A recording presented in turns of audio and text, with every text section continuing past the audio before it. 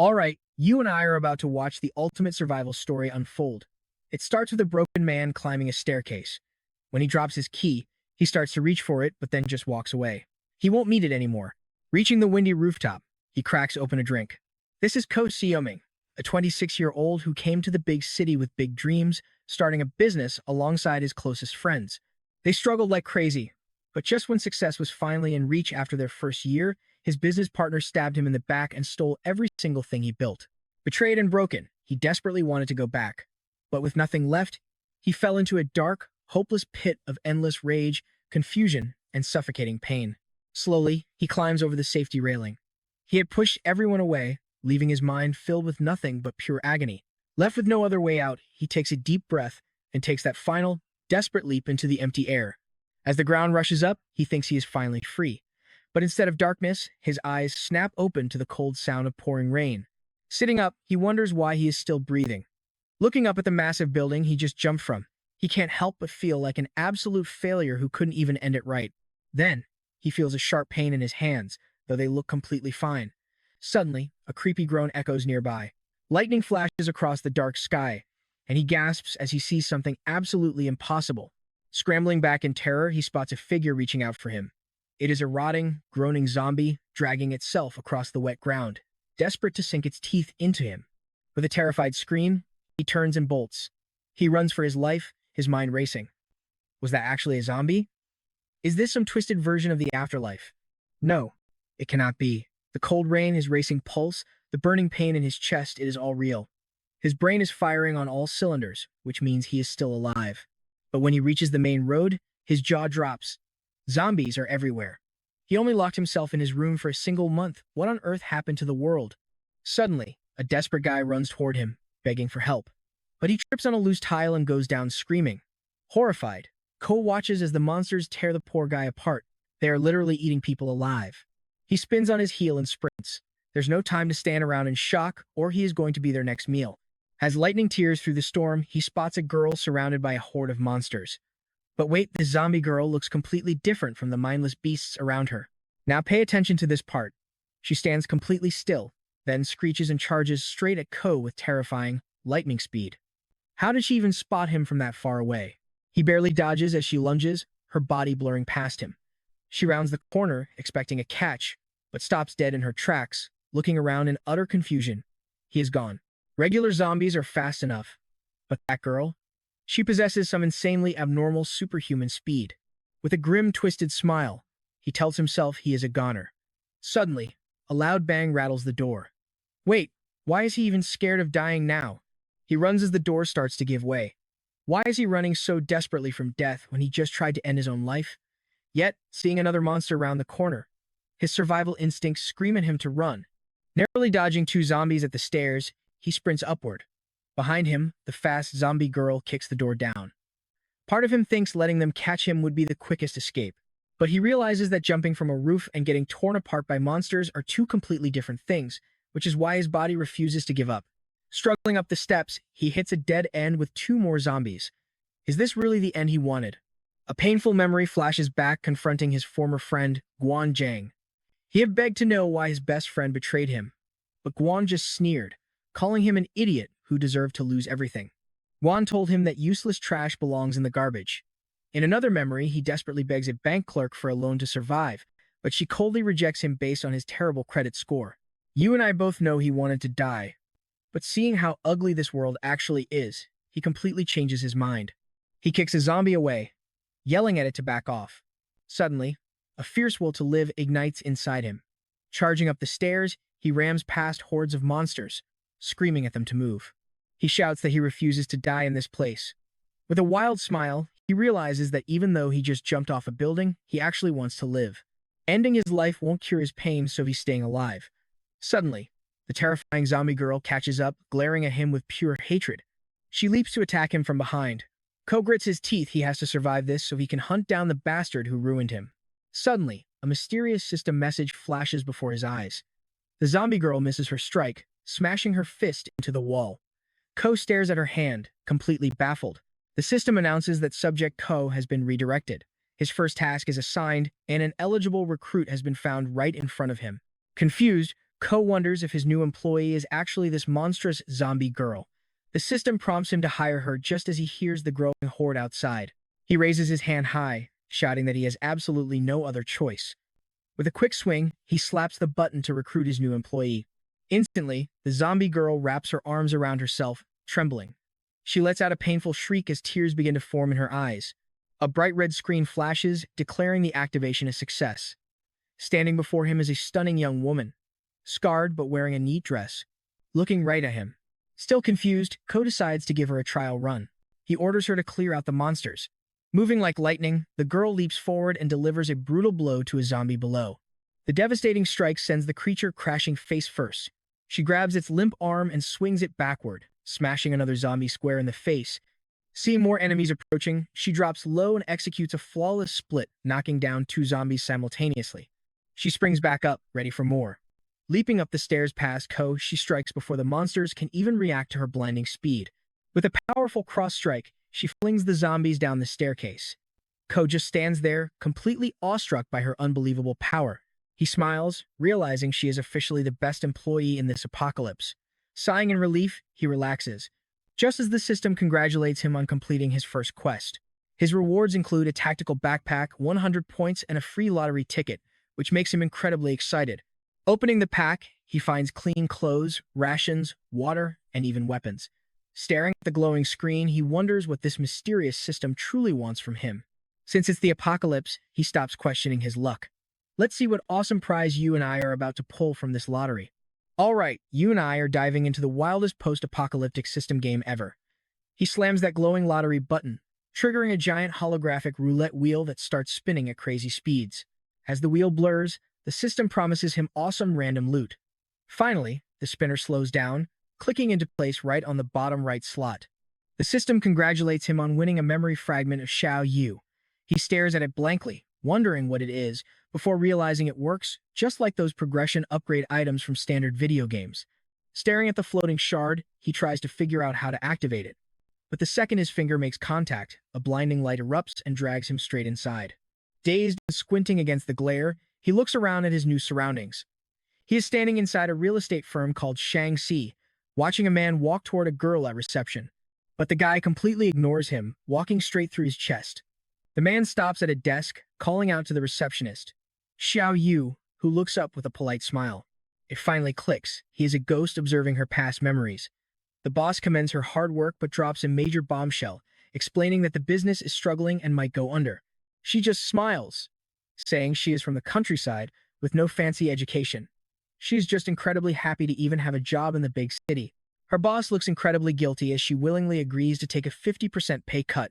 He promises to pay her back once things improve, leaving her beaming with gratitude. He tells her to keep up the great effort, while our main character watches silently. Once alone, Xiao Yu notices a small hair clip on the floor. She clips it into her hair, admiring her reflection in the mirror. It was her very first self-purchase. She whispers a promise to herself to always stay happy and survive, no matter how tough life gets. Taking a deep breath, she vows to buy her own home someday. Watching her, Ko cannot help but smile at her infectious, unstoppable optimism. Now here is where the real quest begins, so pay attention. He snaps back to reality, realizing the memory is over. Right on cue, the system drops a side quest to infiltrate that old office and find her lost hair clip. Reviewing the rewards, he cannot help but wonder what this employee loyalty stat actually does. Looking at the terrifying girl, he jokes that she can handle all the muscle work from now on. They gear up, heading out under the cover of night toward the towering, dimly lit skyscraper. Dressed in fresh new gear, they arrive at the abandoned office. The zombie girl, now looking stylish, immediately begins, drop-kicking undead intruders left and right. Ko stands there completely mesmerized by her savage combat skills. He is genuinely thrilled to have such a powerhouse on his payroll as she launches another zombie into the ceiling. He slips past the chaos, heading upstairs to search for her precious ribbon while she plays bouncer. Scanning the messy desks, he finally spots it lying near a computer monitor. He grabs it, turning around to celebrate, but a literal zombie flies right over his head. He panics, screaming internally, wondering if she is trying to scare him to death on purpose. He realizes she has zero chill when fighting, hurling bodies in every direction. Yet, in the middle of this absolute carnage, she suddenly stops and locks eyes with him. He stares back, totally lost. Just then, a warning pops up, revealing her loyalty is dangerously low, meaning she might mistake him for an enemy. His face goes pale as she glares at him like a juicy piece of meat. Realizing what low loyalty actually means, he bolts for a nearby door, desperately cursing the terrible game mechanics while she aggressively pursues him. He slips inside, slamming the door shut, terrified that she is hunting him down again. With no damage reduction shield this time, he frantically drags a massive cabinet to barricade the entrance. Outside, the furious zombie girl starts hammering on the door with terrifying, non-stop force. I know what you were thinking, this is a terrible time for a pause. But as he scrambles to finish the quest before she breaks the door, he secures the ribbon. Turning around to find the money, he freezes in absolute terror. Standing right behind him is her old boss, now a zombie, mindlessly counting stacks of cash. Heart pounding. Ko wonders if this is really the guy from her memories. The greed is disgusting. He lied about bankruptcy just to exploit her. Looking at this monstrous boss, Ko is reminded of the fake friend who once ruined his own life, counting cash even in death. As the pounding on the door grows louder, he snaps out of his anger. He approaches the zombie boss, stating he is only taking the 2,000 owed to Xiao Yu and leaving the rest. The moment he touches the cash, a cold, decaying hand clamps down tight on his wrist, stopping him dead in his tracks. The zombie boss freezes, staring at him with hollow, lifeless eyes. Ko draws his weapon, warning the monster to let go. But the greedy creature just snarlingly lunges forward. With his wrist still trapped, Ko leaps backward, raising his weapon into a defensive stance. He decides this greedy boss is the perfect test subject for his new blade. With one swift flash, the boss's arm is severed cleanly. Impressed by the razor-sharp edge, Ko pivots, preparing to deliver the final, lethal blow. Suddenly, a sudden impact knocks the blade right out of his hand. Before he can even process what happened, the screaming boss tackles him to the ground, forcing Ko into a desperate struggle for survival. The monster snaps its decaying jaws down, barely missing his neck but slamming hard against Ko's shoulder. Panicking, his mind races as he tries to figure out how to avoid becoming zombie food. He forces himself to stay calm, desperately searching for a weakness. He remembers how obsessed the boss was with his cash, and a plan begins to form. Reaching out with all his strength, he grabs a handful of bills from the desk and throws them into the air, shouting for the boss to look. It actually works. The distracted zombie immediately scrambles after the falling paper, as if it were life or death. Capitalizing on the moment, Ko grabs his drop knife and lunges, yelling about how toxic bosses always treat workers like garbage. The zombie boss is too busy collecting bills from the floor to notice the deadly approach. Refusing to ever tolerate that kind of corporate greed, Ko unleashes a devastating vertical slash. The sharp blade cuts clean through, splitting the greedy monster into two perfect halves, leaving him standing victorious over the remains. He promises that the company he builds will never mistreat its employees. Instead, he will treat them like actual family. Meanwhile, the zombie girl outside has finally stopped her assault. She stands quietly in her old workplace, looking completely different in her new outfit, while a gorgeous morning sunrise begins to paint the ruined city skyline with bright rays of light. Ko approaches her gently from behind, admitting the ribbon was slightly damaged, but he tried his best to repair it, hoping she won't be too upset with the results. He carefully ties the repaired ribbon in her hair. She looks down, touching it softly as if lost in thought, before a warm breeze blows through and a faint smile appears. Catching that fleeting smile, Ko blushes slightly and quickly looks away, muttering that he must be seeing things. She just tilts her head in quiet confusion. So what do you and I make of this crazy startup? He is rebuilding his life alongside a zombie girl in a ruined city. Before this, he was a total failure ready to end it all. But now, the real grind begins. All right, you and I are diving right back in. 5 days have passed, and Ko has been exploring this crazy system non-stop. He unlocked awesome new abilities like recruiting zombie employees and getting insane rewards just for completing tasks.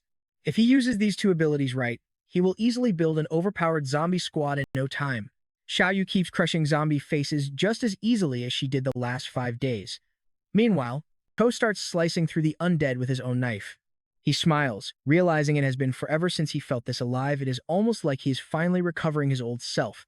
When he asks the system for a new task, it tells him to stock up on resources. Honestly, that sounds like a plan. Scavenging is right up his alley. He happily turns around to call Xiaoyu, but she is standing completely still, staring blankly ahead.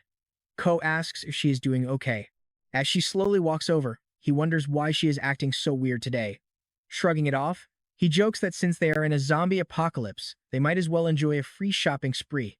They find a grocery store packed with hungry zombies. Soon, Xiaoyu is doing what she does best, kicking undead faces, while Ko searches the shelves for food. He is thrilled. Thanks to Xiaoyu keeping the threat at bay, he can actually take his time and calmly search for the good stuff. When two zombies try to sneak up on them, she instantly kicks them high into the air with effortless power. Still, Ko notices her kicks lack their usual explosive punch today. Normally, she would send a zombie crashing so hard into a shelf that food would rain down, accidentally helping him find exactly what he was looking for. He kneels to grab a fallen can and sees it is Sanhoi lunch meat. Smiling, he thanks her awesome kick. But when Ko calls out to her, Xiaoyu just stands frozen in the middle of the aisle. He calls her name again. As she slowly turns around, his heart drops. She's actually crying. Concerned, he rushes over to ask her what is wrong. But out of nowhere, a hand grabs his ankle. The zombie she kicked is still alive. He looks around in horror as the others get back up. None of her targets were actually finished off. Now, watch closely, because this is where the panic sets in. He grabs her hand, begging the system to tell him why she is hurting. The system reveals she has entered a state of extreme hunger, tanking her combat stats. Terrified, Ko demands to know how he can feed her. As they flee, the system says he can trade points for employee meals. He orders the trade instantly, pulling his knife to hold off the horde while the system starts a 30-minute countdown. Suddenly, Ko is completely cornered with a weeping Xiaoyu behind him. Looking at the massive crowd, he wonders how this many zombies even got inside. He desperately tries to brainstorm an escape plan. He starts to wonder if this is where his journey ends. But suddenly, a voice calls out to him. A girl is waving from a nearby doorway, urging him to run inside. Gritting his teeth, he makes a split-second choice. Dragging Xiaoyu along, knife raised, he charges forward. Confronting a monster head-on, he roars, asking if it can see his employee is starving. He slams into the creature, yelling that they are in a massive rush. He rams it forward on his blade, pushing all the way until they burst through the door. The door slams shut behind them. Ko stumbles up, panting out a thank you, admitting he would have been totally doomed without her timely rescue. But then, a cold blade is pressed right against his neck. The girl tells him not to thank her just yet, while another voice demands he hand over his food. I know what you were thinking, saved from zombies only to get mugged? Exactly.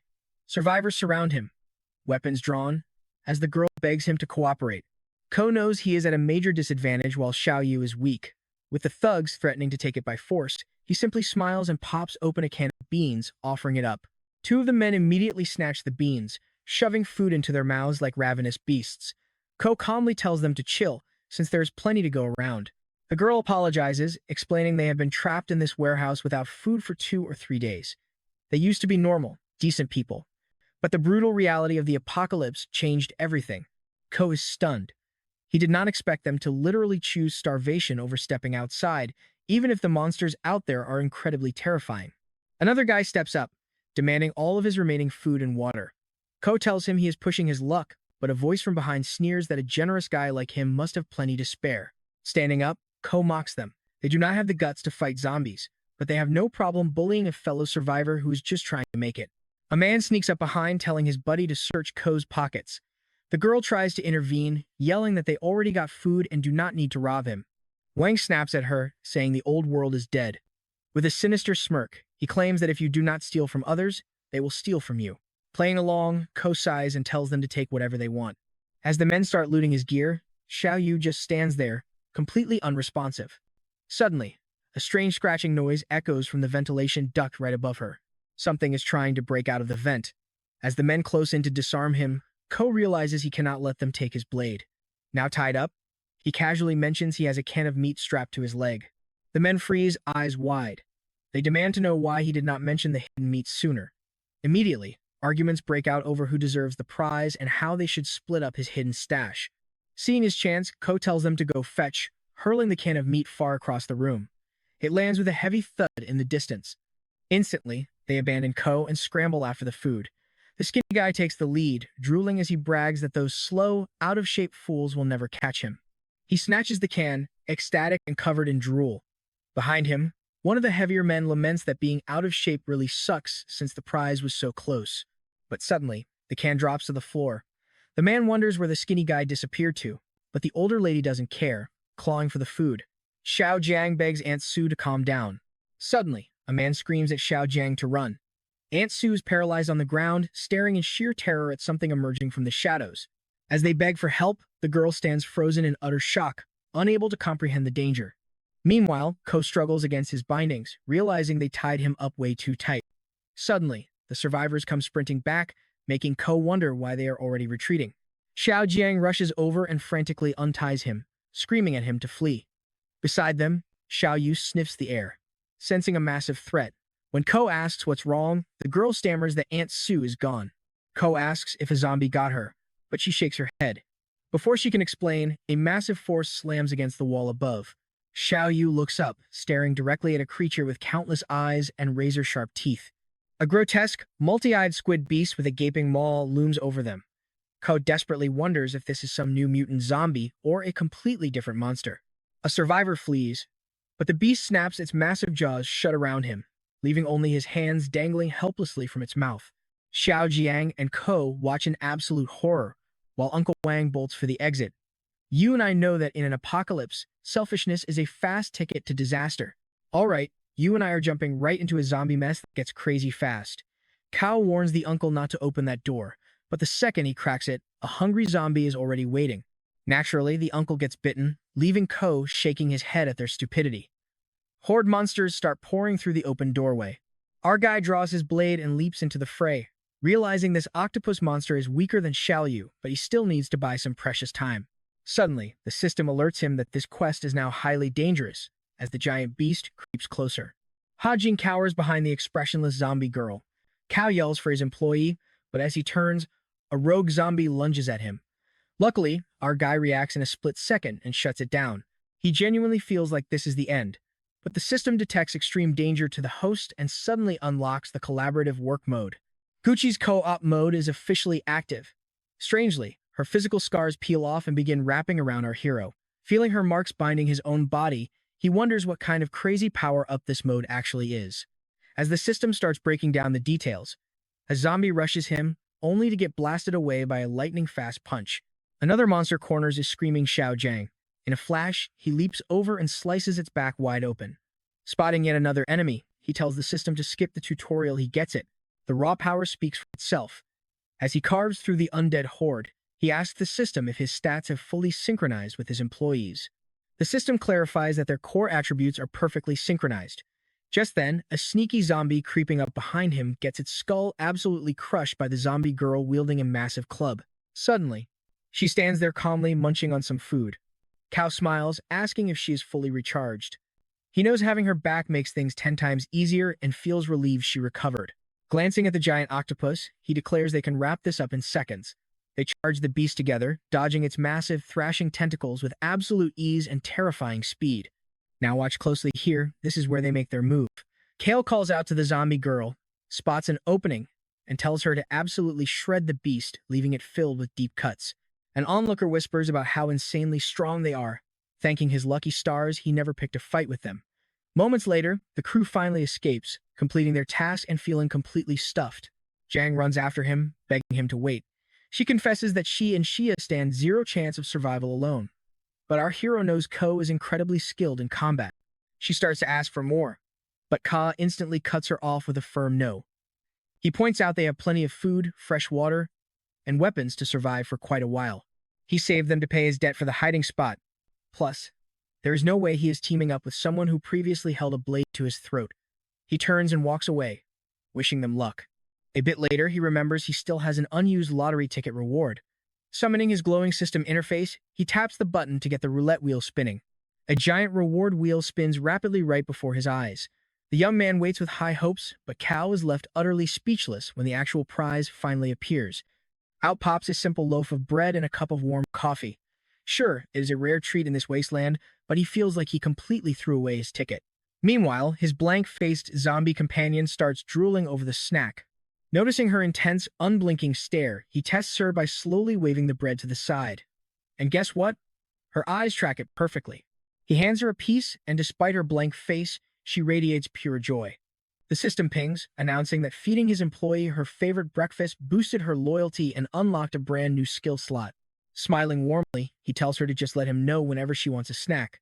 He promises to track down whatever she craves. The interface prompts him to select one of 3 skills for his new slot, though he complains it would be easier if he could trial them first. The choices are Violent God of War, Immortal God of War, and Furious God of War. I know what you are thinking. Test driving these god-level powers? Yes, please. The system grants his wish, leading them to a massive cargo port near their previous mission site. With wide open spaces and hundreds of wandering zombies, the maze of shipping containers makes for the ultimate training ground to test these powers. Undead wander aimlessly below. Relaxing on top of a metal crate, he instructs the system to boot up the furious God of War trial. Instantly, his zombie girl darts toward the pack. Skidding to a halt, she charges glowing energy into her fist and unleashes an explosive punch, launching the zombies backward. Our guy is amazed that a single strike sent the whole crowd airborne. This crowd control skill is absolutely top tier. Eager for more, he commands the system to activate the immortal God of War trial next. A vibrant green aura wraps around her as she lets out a piercing shriek. Every nearby monster locks onto her location. He realizes she is actively drawing their aggression, absorbing all their hatred like a tank. Her glowing green scars begin stitching her wounds shut in real time.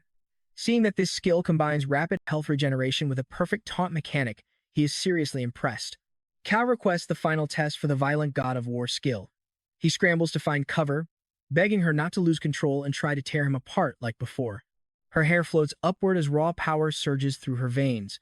Her deadpan expression shifts into a terrifyingly serious glare. She moves like a complete hurricane, obliterating everything in her sight. While reading that this massive attack boost comes with a harsh cooldown penalty, he watches her stop as crackling red energy leaks from her body. Suddenly, she launches herself off a shipping container right into the remaining horde. The sheer scale of destruction is mind-blowing as bodies fly and thick dust clouds fill the air. A stray zombie gets launched toward a mysterious girl, who catches its head midair. An instant later, a massive shockwave of energy obliterates the creature in her palm. Both Ko and Xiaoyou instantly spot the intruder, wondering who on earth she could be. Clad in dark clothes with sharp horns and vicious spikes protruding from her elbows, our boy wonders if she is some kind of rare mutant zombie. Chao sprints across the container tops to engage. The newcomer throws a devastating kick, which our white-haired zombie girl barely manages to block. Cao is absolutely stunned that despite using the raw power of the violent God of War, the enemy blocked her easily. As the two girls clash, he realizes this mutant is on a whole different level. He sees her combat aura starting to fade. If they cannot finish this battle right now, they are going to be in some serious trouble. He activates the collaborative work mode and prepares to join the fight, telling her to fall back. But the mutant's speed is unreal, forcing them both to turn and run. Glancing back, he realizes she is insanely fast. Fleeing the scene, he spots figures blocking the path and draws his weapon. But wait, those are not zombies. It is a terrified kid who spots the blade and screams for his life. Cal stops his strike, realizing the kid is alive. Without waiting for a response, he grabs the boy and drags him along. The kid gets yanked along, panicking and begging Cal to let go. He tells the boy to keep his cool and stop screaming, just as their white-haired companion catches up behind them. And honestly, you and I cannot even blame the guy. The kid points in sheer terror at the white-haired girl, screaming that she is a zombie. Cal sarcastically asks if they should stop running, but the kid swears and begs them to go faster. All right, you and I are jumping right into a zombie chase where our boy thinks a mutant is still just a zombie. He ducks into an alley, dragging the kid along. But of course, they hit a dead end. The mutant corners them instantly. Ko stands his ground as they clash again, but he knows his own zombie girl cannot beat this white-haired monster alone. He needs a game plan, fast. Suddenly, a weird scent hits the air, making him wonder. He turns to the chubby kid and demands his backpack. Confused, the boy starts sliding it off, asking what is going on. Our main character snaps that there is no time to explain if he wants to live. Hand it over now. The terrified kid throws him the bag. He starts swinging the backpack, yelling at Xiao to get back. He tosses it high over the mutant zombie, who casually slices the bag right in half with her claws. The backpack was full of gasoline, which splashes all over the white-haired monster. A second later, Kao warns everyone to watch out as he flicks a lit lighter straight at her. He cheers before it even lands, and boom, she goes up in flames. But wait, even a massive fire is not enough to stop this beast. She just walks right through the blaze. He yells at the kid to move, and they barely scramble away. Catching his breath, Ko laughs that it is good to be alive, thanking the chubby guy for his highly flammable gear. The chubby kid is in pure panic. Sure, they survived, but how is he going to explain this loss to his crew? Suddenly, a system notification pops up with a new mission. The kid whines that Big Sis Meng is going to throw him to the horde for this. But then, his eyes light up, and he asks if Ko wants to hire him. Elsewhere, two scouts discuss how the horde is growing, noting they have seen strangers near their territory. One of them points out something moving, and the other nods, confirming they see it too. Right on cue, Ko drops down from above to take out his stray zombie, while the chubby kid watches. Next, we see a shelter where survivors are sitting around. Ko walks inside, announcing they made it, with the chubby kid following close behind. The system confirms his mission is complete. He notices he only received points and asks about the lottery ticket, but the system replies he can trade 100 points for one anytime. Suddenly, armed guards surround them, demanding to know who they are. The chubby kid quickly tells them to hold their fire, introducing himself as Dao. One guard questions him, and Dao explains that he got cornered and lost the fuel, but these two saved his life, so he brought them to meet the leader. The guard reveals their leader is on the roof and orders Lai to guide them up. Ko admits he did not expect to find such a clean, pristine sanctuary during a zombie apocalypse, but the guide explains it was an unopened hospital. While Ko notes how incredibly well-organized their camp is, the chubby guy looks absolutely terrified as they climb up the stairs. Lai explains that their leader is a perfectionist who assigns specific duties to everyone. In the halls, two kids run past as a guard warns them that training is currently underway and entry is strictly forbidden. After explaining they have newcomers, they are granted access to the rooftop. There, they see a woman wielding a baseball bat, yelling at her crew to stop just dodging and actually strike back. 3 recruits stand trembling before a few chained zombies that cannot reach them. The terrified boys stammer that this is their very first time in actual combat. The woman snaps that out in the real world, you do not get second chances, so they better think fast. She demands to know a zombie's traits, and one boy yells that they hate light and slow down during the day. Another boy adds that they are highly sensitive to sound. Swinging her heavy bat through the air, the woman barks that rule number 3 is to destroy them. The terrified recruits nod quickly. Just then, a guard calls out to the captain, announcing that Dao is back. She immediately asks about the fuel, but a stuttering Dao confesses he failed to get it. The captain is furious that he even dared to return empty-handed. Without fuel, they cannot power their massive searchlights, meaning these new recruits will never survive their nighttime combat training. Turning on him with a murderous glare, she reminds him he had 3 chances and failed them all. She screams that he is nothing but useless trash and orders him to pack up and get out by sunset. Pointing her bat at Ko and his partner, she declares they do not need any more freeloaders and orders them to leave as well. Ko calmly tells her to hold her horses and not rush to kick people out. He explains that they are actually here to do business. The captain looks at him in disbelief and bursts out laughing, reminding him that her camp already has shelter. They have food, medicine, and soldiers everything. She mockingly asks if a 2-man team is trying to play her. But wait, watch closely. One of the ropes holding the training zombies snaps, sending a heavy barrel crashing down. 3 rabid zombies break free and charge straight at them. The recruits panic, screaming that the sun has set, which means these monsters are now at their absolute strongest. One recruit screams for the captain to save them, but Tao simply snaps his fingers, calling out to Xiao, who claps her hands together to show she is ready for action. She locks eyes with the beasts and lunges forward. Lai and Dao watch in sheer shock, wondering what this zombie girl is up to, while Ko casually mentions he can secure their fuel. His price? Seek shelter in the camp for him and Dao. They are stunned, but our main character reminds them that in this apocalypse, a businessman is far more reliable than a friend. As Xiao effortlessly trashes the zombies, Ko adds that as long as there is profit, he is the best ally they can buy. Next, the chubby kid asks in complete disbelief if Ko really wants to go to a shopping mall. He warns there is no electricity or water. Let's pause, because things get weirder. Ko retorts that nobody forced him to tag along, so he should stop whining like an old man. A system alert reveals an E-rank quest. We flash back to the captain, showing them the client, explaining he has been with their group since the very beginning of the outbreak. Ko scoffs that this sounds like a child's errand and asks for details. The captain reveals the objective is to reach the playground inside the mall. Back in the present, Ko grumbles that to stay in the camp, they have to babysit this kid. Suddenly, he spots a zombie rushing them from behind and barks at the boy to stay close. Suddenly, a projectile cracks the zombie's skull. Calling Ko an old man, the kid introduces himself as Wang Ru, explaining he is not heading to the mall to play, but to find his father. Ko notices the kid's impressive combat training, but coldly points out that if his father is still inside that mall, his chances of survival are basically 0. Wang admits he knows, but he must find out if his father turned into a monster. Looking at Xiao, he states that if his father is a zombie, he wants to end his suffering. Ko is quietly impressed, just as the system elevates his mission from E rank to B rank.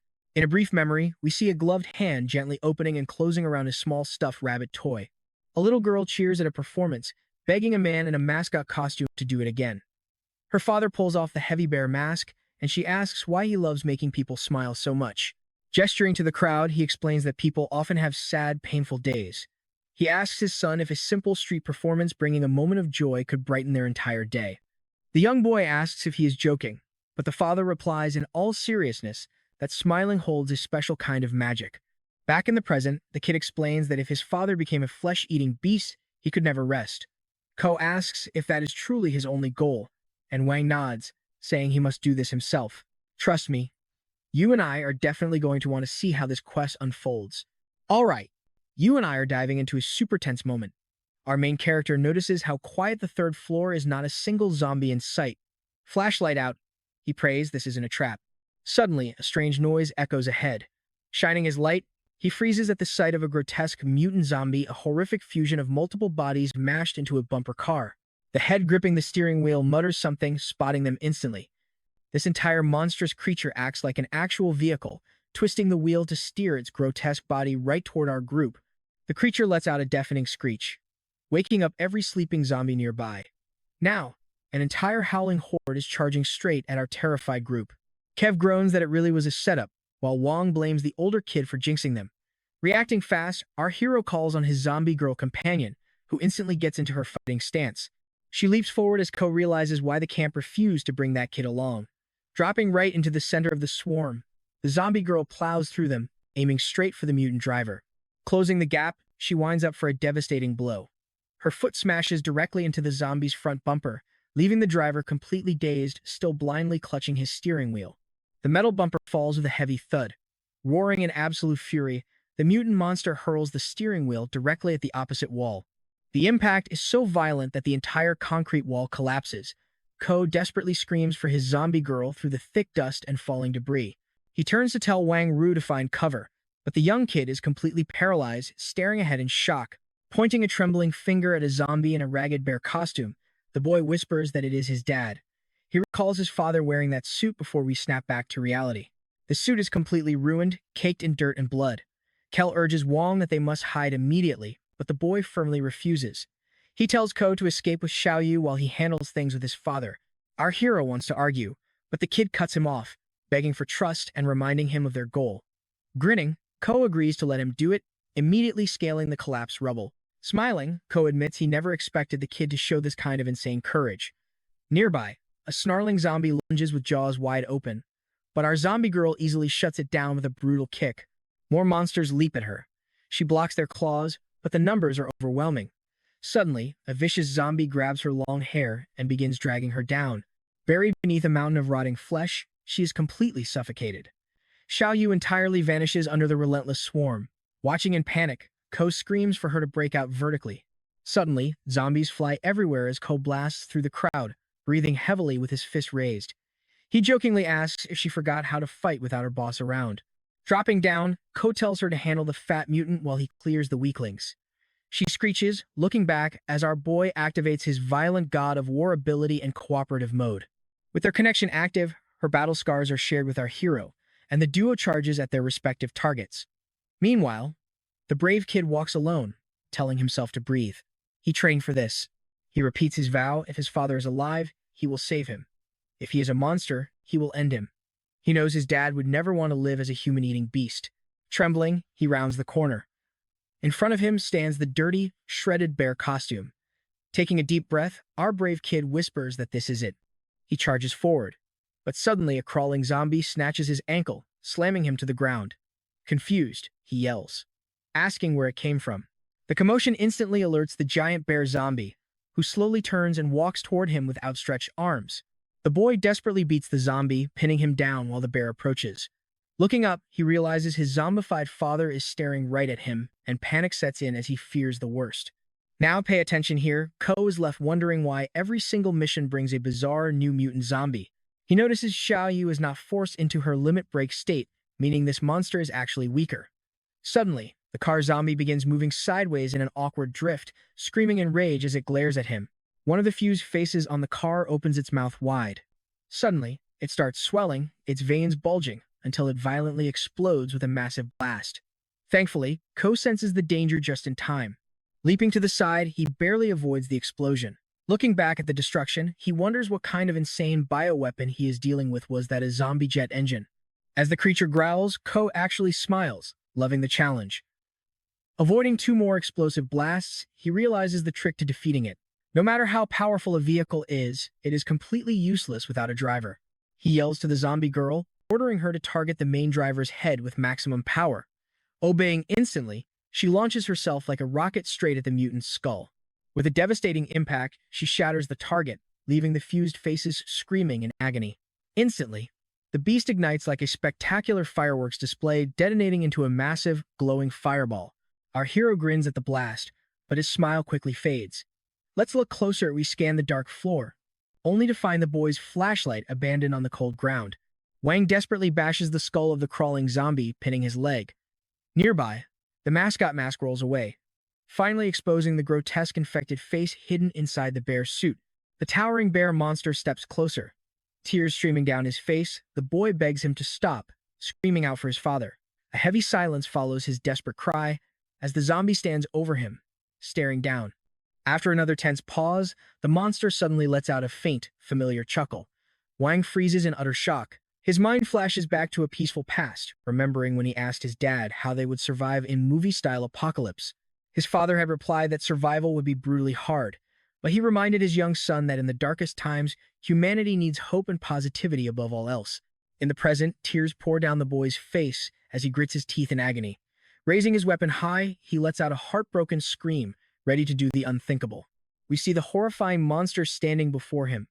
Then, a warm memory of his living father, smiling and begging his son to keep smiling. With a heavy heart, the young boy finishes his painful duty. Sometime later, the boy walks with Ko, who is carrying Xiaoyu on his back. Looking up, the kid proudly whispers that his father's final message was the coolest thing ever. The kid asks if he can become just as strong one day, wishing to be a soldier who brings joy. Ko laughs, saying he probably won't. But with a father that legendary, he will definitely grow up to be even stronger. Tearfully, the kid nods in agreement. Later, we see a card game underway. After resting at the camp for a few days, Ko starts accepting even more dangerous mercenary missions. He explains that he was finally bonding with the camp survivors. Honestly, he had not even been paying attention to the loot from his recent assignments. But when Wang's toy was donated to the museum, it unlocked a massive bonus. He realizes that when clients offer deeply personal items as rewards, the system converts them into invaluable survival points. Furthermore, these items are archived in the system museum. Meanwhile, Ko demands Li pay up his bet, insisting on taking the pack of cigarettes the old soldier always carries around. Li offers to trade something else, but Ko refuses. Stealing one cigarette, Ko tries to light it on the spot. Li calls him a sore loser and chases him down. But the moment our young hero takes a drag, he starts coughing uncontrollably. The surrounding crew bursts into laughter, teasing him for trying too hard to act tough. But one of the guys explains it is not about looking cool. Ko only smokes because the scent reminds him of his wife. He always lights one to remember her. And trust me, you and I are left laughing as Li reveals 30-year-old Dessen still begged Lil Mang for a stuffed animal. Alright, you and I are diving back into this brutal zombie apocalypse where a bashful Dashin claims he got a toy for his daughter. Sao is skeptical, having never seen her, but Dashin insists his family is safe out in the county, surviving because they are tough as nails. Then, he spills the tea, revealing Xiao Wu also had Xiao Meng hunt down a secret item, and he is dying to know what it is. The bespectacled guy brushes it off, but Lao grins, teasing that he is just being shy. Lao even offers to trade his watch if Xiao Meng spills the secret request. Our main character politely declines, citing client confidentiality.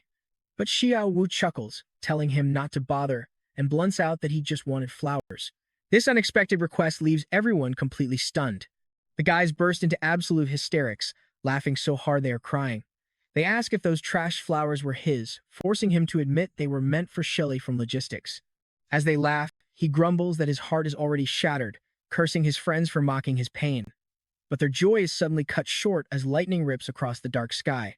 The boys look up in confusion, wondering about the sudden storm, when the captain suddenly rushes out, dressing in a hurry. Our main character covers his eyes in shock as she commands everyone to wake up immediately. The captain barks orders, telling Xiao to move the sick and wounded to the third floor, while Li rallies the fighters and gathers weapons to secure their defense. Our main character wonders what is causing this sudden panic. Tying up her hair, the captain warns that a massive zombie horde is approaching. Sensing a business opportunity, our guy asks if she wants to hire his team.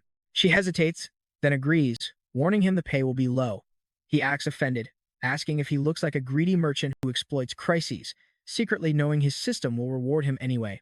Now pay attention, because the system immediately triggers an S-rank defense mission, completely shocking our main character. He mentally screams at the system to warn him about the insane difficulty beforehand, feeling completely scammed. Meanwhile, outside, another flash of lightning cracks open the night sky. Lao lights a cigarette, praying history does not repeat itself. When our main character asks what he means, Lao explains their previous leader died just 2 weeks ago, on a rainy night exactly like this. We catch a glimpse of a terrifying white-haired zombie as Lao speaks about her killer. He falls silent, staring blankly into the distance before looking away. He then drops an absolute bombshell, revealing the previous leader was actually killed at the port by none other than their current captain, Manga. Flashback to that fateful day. They receive a wireless distress signal, prompting their former leader to search for survivors.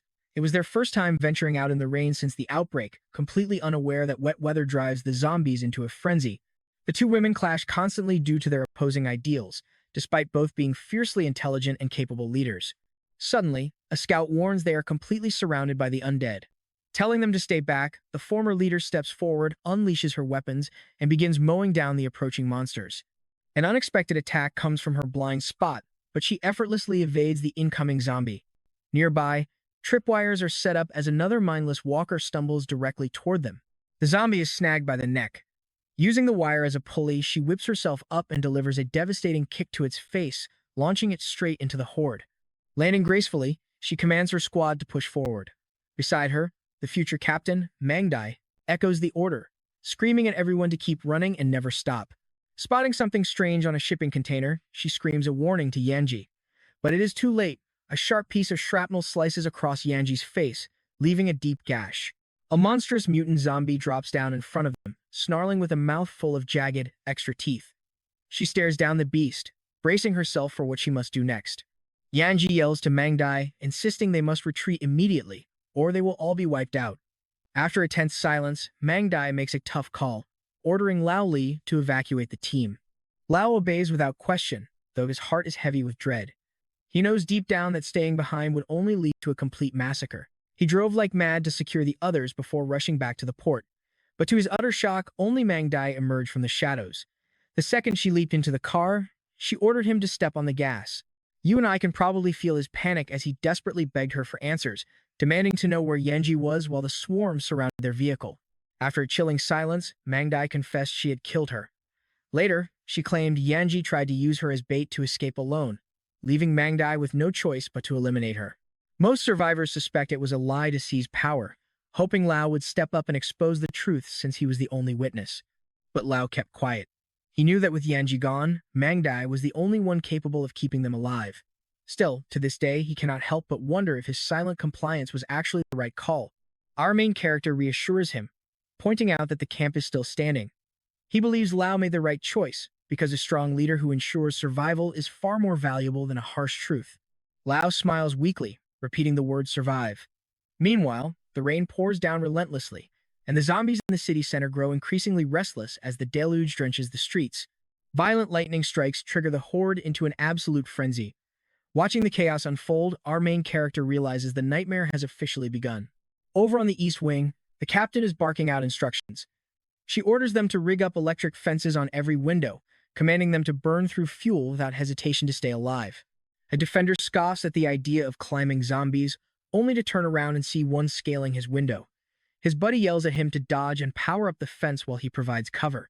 Dozens of walkers swarm the building, clawing their way up the walls. A frantic voice radios the captain, screaming for reinforcements over on the west side. A stray zombie reaches a window sill and screeches, only for our powerhouse zombie girl to deliver a skull-crushing kick straight to its face. Lao asks Kao where he found such an incredible girlfriend, but Kao quickly clarifies she's an expert in Chinese kickboxing and definitely not his girl. Just then, a guard calls for Lao's help. Lao nods and starts to head out, but the captain stops him, calling Xiao Wu to go instead. Lao is left completely bewildered, unsure of where he is supposed to hold the line. The captain confirms he is staying put, placing him in charge of this entire zone. His friend jokingly mocks him, asking if he thought they were helpless without him, while Lao barks to shut up. A walker sneaks up behind Lao, but our main character yells a warning and blasts the threat before it can strike. Lao apologizes, and the duo begins clearing the swarm together. Meanwhile, the western entrance to the third floor has turned into a total bloodbath, littered with bodies as survivors flee for their lives. The captain orders Dashin to clear out the breach and rebuild their defenses, while she and Xiao hold the third floor hallway. Realizing they are losing ground, she wonders if she must blow up the western staircase. A fleeing survivor is nearly mauled before his ally saves him, telling him to stand up and assist the captain. Meanwhile, the captain commands Team B to turn on all floodlights, though a technician warns their fuel is dangerously low. The leader snaps that if they don't survive tonight, fuel won't matter anyway. And trust me, you and I are about to find out if they can survive this relentless onslaught. Alright, you and I are about to dive into an absolute zombie apocalypse nightmare, starting with a makeshift spear thrust right through an undead mouth while these buddies tease each other about not getting cocky. He boasts about landing a spear headshot, but the leader just laughs and tells him to bag a few more, joking that once they survive this, he will pay for their wedding. But behind the captain, the horror is real. One window is shattered, and terrifying, massive claws are already dug deep into the solid concrete ledge. Over on the eastern line, a spiked mutant zombie is shrieking. Sao suddenly spots it sneaking up behind him, and as it leaps, he desperately screams for Xiao Yu. Claws are inches from his face, but our favorite zombie girl stops the strike cold. Cao gasps, realizing that monster got way too close for comfort. Any normal human would have been shredded instantly. Meanwhile, when we check back on the western defense line, the entire situation is looking incredibly grim. A glasses-wearing defender takes a fatal hit to the stomach. As his strength fades, he weakly calls out to his girl while barricading the door with sacks and shells. Grandma Chen asks Dessen why they retreated, and he tearfully apologizes for failing to hold the base. Immediately, panic spreads as everyone realizes death is closing in. The captain desperately tries to calm everyone down, ordering Li to count survivors and deliver mercy to the bitten ones. Meanwhile, a girl gently approaches Sean to tend to his fresh wounds. She quietly wraps his sliced arm, but when he tries to comfort her by calling her name, she cuts him off. She explains through tears that Xiao Wu is gone and she only imagines seeing him. The guy apologizes for failing to protect him, remembering how the idiot had publicly confessed to her with flowers just yesterday. She had panicked and rejected him, but when she went to find him, it was too late. Now, tears stream down her face as she admits she loved him all along. Nearby, Lai reports the grim numbers to the leader. Only 9 soldiers and 4 logistics staff remain, a force far too small to survive. Wang starts screaming that he wants to go down and avenge his brother Xiao Wu. He rants that if they do not fight back now, they are just sitting ducks waiting for a brutal end. Now, watch closely here, because the horde finally reaches their door and starts banging it down, sending everyone inside into an absolute, terror-filled panic. The captain orders an immediate retreat. Cao knows he and Xiao Yu could easily escape this mess, but he cannot just abandon these helpless civilians to die. Meanwhile, Xiao Yu is stuffing her face, and Cao tells her to slow down. He considers spinning the system gacha, but a random pull might not save them. Checking the system, he spots a special upgrade item called Large Meal for Staff. Swiping past Xiao Yu's employee profile, he looks for something that can save them. The system asks if he wants to unlock a new employee slot. He quickly confirms the purchase, hoping there is a powerful candidate nearby. The system starts loading the local resume directory. Cao stares at the screen as the search begins, while the heavy rain pours outside. Cao tells Leader Mang he has to leave the territory temporarily, leaving Xiao Yu behind to help defend. He promises to return quickly if he survives, as the girl reminds him of his active mission. He smiles, telling her he has not forgotten. After all, they are business partners, and professional integrity always comes first. Another massive slam shakes the door. A rotting hand bursts through the wood, followed by a zombie shoving its face into the crack. The captain screams for everyone to fight. Suddenly, a zombie leaps at Wang from behind, but Xiao Yu is fully prepared and strikes back instantly. We see a flashback of Cao asking Xiao Yu to guard the camp while he is away. He explains that he must go retrieve something. Otherwise, the camp will not survive until morning. Without her, they will not even last 3 hours. He tells her she must hold the line alone, refusing to give her orders as a mere tool. It is not just about her raw power. He smiles warmly and tells her that he truly trusts her. Powerful energy surges through Xiao Yu's body as she unleashes her might. Meanwhile, Cao hides behind a shipping container in the pouring rain, noting the port's zombie count has decreased. And yeah, I know what you're thinking. How's he going to tame a new zombie maid, without the system approval he used for Xiao Yu? Let's find out. Checking his system, he notes he brought a modified ultraviolet beacon, but it only works once. Other than that, he only has his trusty sword to carve a path forward. Sneaking over containers, he worries about the survivors, but quickly snaps out of it. If he loses focus here, he will be ripped to shreds. Just as he prays he does not run into another deadly mutant, a massive shadow looms right behind him. Cal freezes, slowly turning around as a bright flash of lightning illuminates the sky. Without warning, a mutant zombie leaps down from the containers above, and Cal can only stare in absolute shock. Cursing his own terrible luck, he barely raises his blade in time to block a devastating, heavy claw strike from the mutant. His blade shatters instantly, and the immense force sends Cal flying backward into a metal container. Before he can even hit the ground, the beast charges him again. Just before the claws sink in, a figure intervenes. It is a stunning, white-haired zombie girl who blocks the monster's charge. The mutant swings wildly, but she gracefully slips past the attack, countering with a heavy blow directly to its face that sends the beast crashing headfirst into a metal wall. Cal catches his breath, amazed by her hand-to-hand combat skills. He wonders if she actually trained in Krav Maga before turning. Both monsters trade brutal blows, but the mutant grabs her leg and slams her face first into the concrete. Pinned down, she can only watch as the mutant licks her neck and bites deep, absorbing her energy to instantly heal its own wounds. The beast is regenerating by draining her.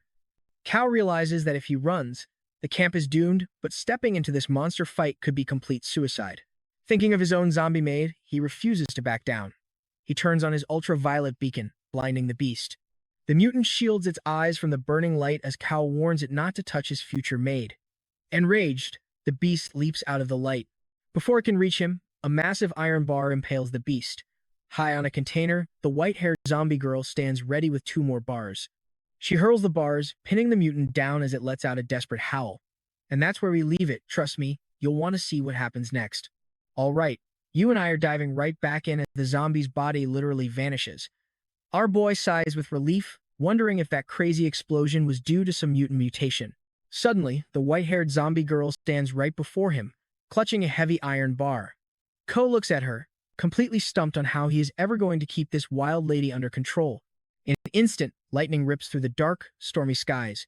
The kid frantically tells him to shoot their heads, but the older man argues they are just moving way too fast for a clean shot. Just as 3 vicious zombies leap to shred the poor kid, our powerful zombie girl steps up to protect him, slicing right through all 3 enemies like they were nothing. But one was a mutant, and her quick slice did not finish it off. The monster spins around, lunging at her with insane speed and shattering the concrete wall right behind her. The mutant zombie slams its massive claws deep into the wall, completely missing her as she leaps high into the air. With a lethal strike, she rains down destruction from above. One warrior barks at the others to stop staring blankly at the girl. He reminds them of Kale's strict warning to keep their distance, yelling that if they slack off now, they are dead meat. Pointing ahead, one of the fighters alerts Lee that a fallen zombie is rising again. Lee tells him to stand back, charging at the beast, but the monster instantly slips away from his swing. As the zombie readies a counterattack, Lee tells himself he cannot back down when a little girl is fighting so hard. He narrowly dodges the swipe and retaliates with a heavy blow. They desperately remind themselves that dying here is not an option. He screams that his wife and daughter are waiting for him, but then we see a mother and child wandering as zombies. His face pales in absolute horror as recognition hits him hard. Dropping his heavy battle axe, it clatters to the ground as he falls to his knees, weeping for Ying Hong and his baby girl. The 2 creatures slowly shuffle forward with hollow eyes and gnashing teeth. With a shaking voice, he stutters, asking how this could happen, remembering how beautiful they were when they were still alive. In complete shock, a tragic smile creeps onto his face as he whispers that they traveled all this way just to find him. Standing up, he spreads his arms, begging them to come get a hug. Now brace yourself, because we are watching this tragedy unfold as they close in. He begs to go home while his desperate friend screams out for Dashen. His ally looks on in absolute shock. Nearby, Xiao Wu is slumped against some sandbags, completely drained from exhausting her powers. She struggles to stand as a red headband zombie suddenly blocks their path. Behind that monster lies an endless sea of undead. Half blinded from fatigue, the zombie girl forces herself up. The boy screams for Deshen to stay back while another girl pleads with Xiao Wu. Suddenly, she trips over a discarded trash bin, spilling a bouquet of flowers. Next, a rotting zombie boot stomps directly onto those very same flowers she cherished in life. The zombie unleashes a deafening, monstrous roar. Gritting her teeth, the battered zombie girl musters her remaining strength to charge, but her body gives out, sending her crashing to the dirt. Trembling all over, she forces herself up again, seeing the people she promised to protect falling one after another. Suddenly, Ko's words echo in her mind, reminding her that he trusted her. Standing tall once more, she confronts the overwhelming horde. She locks eyes with them and lets out a defiant, ear-splitting scream, but her exhausted body fails and she begins to collapse again. But right before she hits the cold ground, someone catches her. She looks up to see her boss, who gently tells her she did great and can rest now, with our white-haired zombie ally standing guard. Meanwhile, another terrified girl weeps, begging the monsters to stay away. In a flash, that zombie is knocked aside by a swift blow to the skull. Ko tells Wu to rest peacefully. Across the camp, another survivor struggles, shouting in disbelief over how strong Deshan is. Suddenly, the white-haired zombie girl blurs past him, landing a devastating strike to the back of the monster Deshan was fighting. I know what you're thinking, who is she? Lali stands there completely frozen in shock. Ko tells Lee to protect Xiaoyu and leave the rest of his new backup. Lee is totally baffled, wondering who this powerful white-haired woman could be. The captain notes his reaction, stating that even with all her massive transformations, there's absolutely no doubt that this deadly warrior is indeed Yanji. The white-haired zombie locks onto her next target and charges ahead with blinding speed. She cleanly slices the monster's head in half without breaking a single sweat. Now, let's rewind a few hours to see how this mysterious powerhouse ended up at the container camp. Facing Yanji, Ko explains that her old outpost is in deep trouble and desperately needs her help. After a long, silent pause, he realizes his words aren't working and needs to try another angle. He switches his tactics, offering to help her take down Manga instead. Still, silence fills the room. He grits his teeth in frustration, thinking his negotiation skills have totally failed him. Instead of answering, she slowly advances toward him with an iron bar. He frantically looks around for an escape route, genuinely fearing this might be his end. She strikes in a flash, hurling the metal bar right at Ko's face. After a loud crash, Ko is sprawled on the floor, while a sneaky zombie lies pinned beside him. The system chimes in, announcing that Yanji has officially signed a temporary employment contract. Our boy quickly realizes this means she is only willing to help him out for a short while. The system warns that she can cancel this contract at any moment. Cut back to the present camp, where Yanji is absolutely tearing through the zombie forces. Ko cheers her on, calling her incredible. However, the system warns that she is highly annoyed by his weak, high-pitched cheering, thinking he sounds like an absolute wimp. Nearby, a massive zombie holds a megaphone to its mouth. It starts barking orders through the speaker, gesturing forward and directing the entire horde to march in one single direction. Ko asks if she is ready to show off her true skills. She charges into the horde, snatching a discarded knife. The system alerts that she has activated her master weapon skill. Stunned, Ko watches as a simple, ordinary dagger begins to glow with an intense, blinding aura. He wonders how she can pull off such a crazy stunt. The result is breathtaking. With just that basic dagger, Yanji slices multiple zombies completely in half. Her skill turns any item into a legendary weapon, vastly boosting its range and damage. We flash back to a rainy night by the containers. The captain tells Yanji that they finally lost the horde, suggesting they make a run for it to reach the camp quickly. Grabbing the captain's hand, she pulls her close. She slowly reveals her arm, showing off 2 deep scratches, confessing that she won't be able to return to camp. The captain frantically suggests finding an axe to chop the arm off before the virus spreads, but Yanji sighs, admitting she wasted too much energy fighting that monster and can barely stay conscious.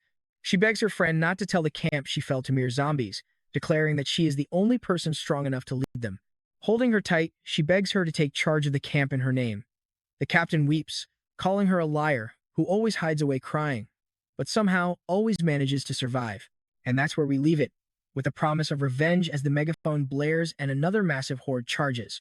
Let's dive into the action as our white-haired zombie prepares for combat, kicking an undead into a box and quickly grabbing a screwdriver.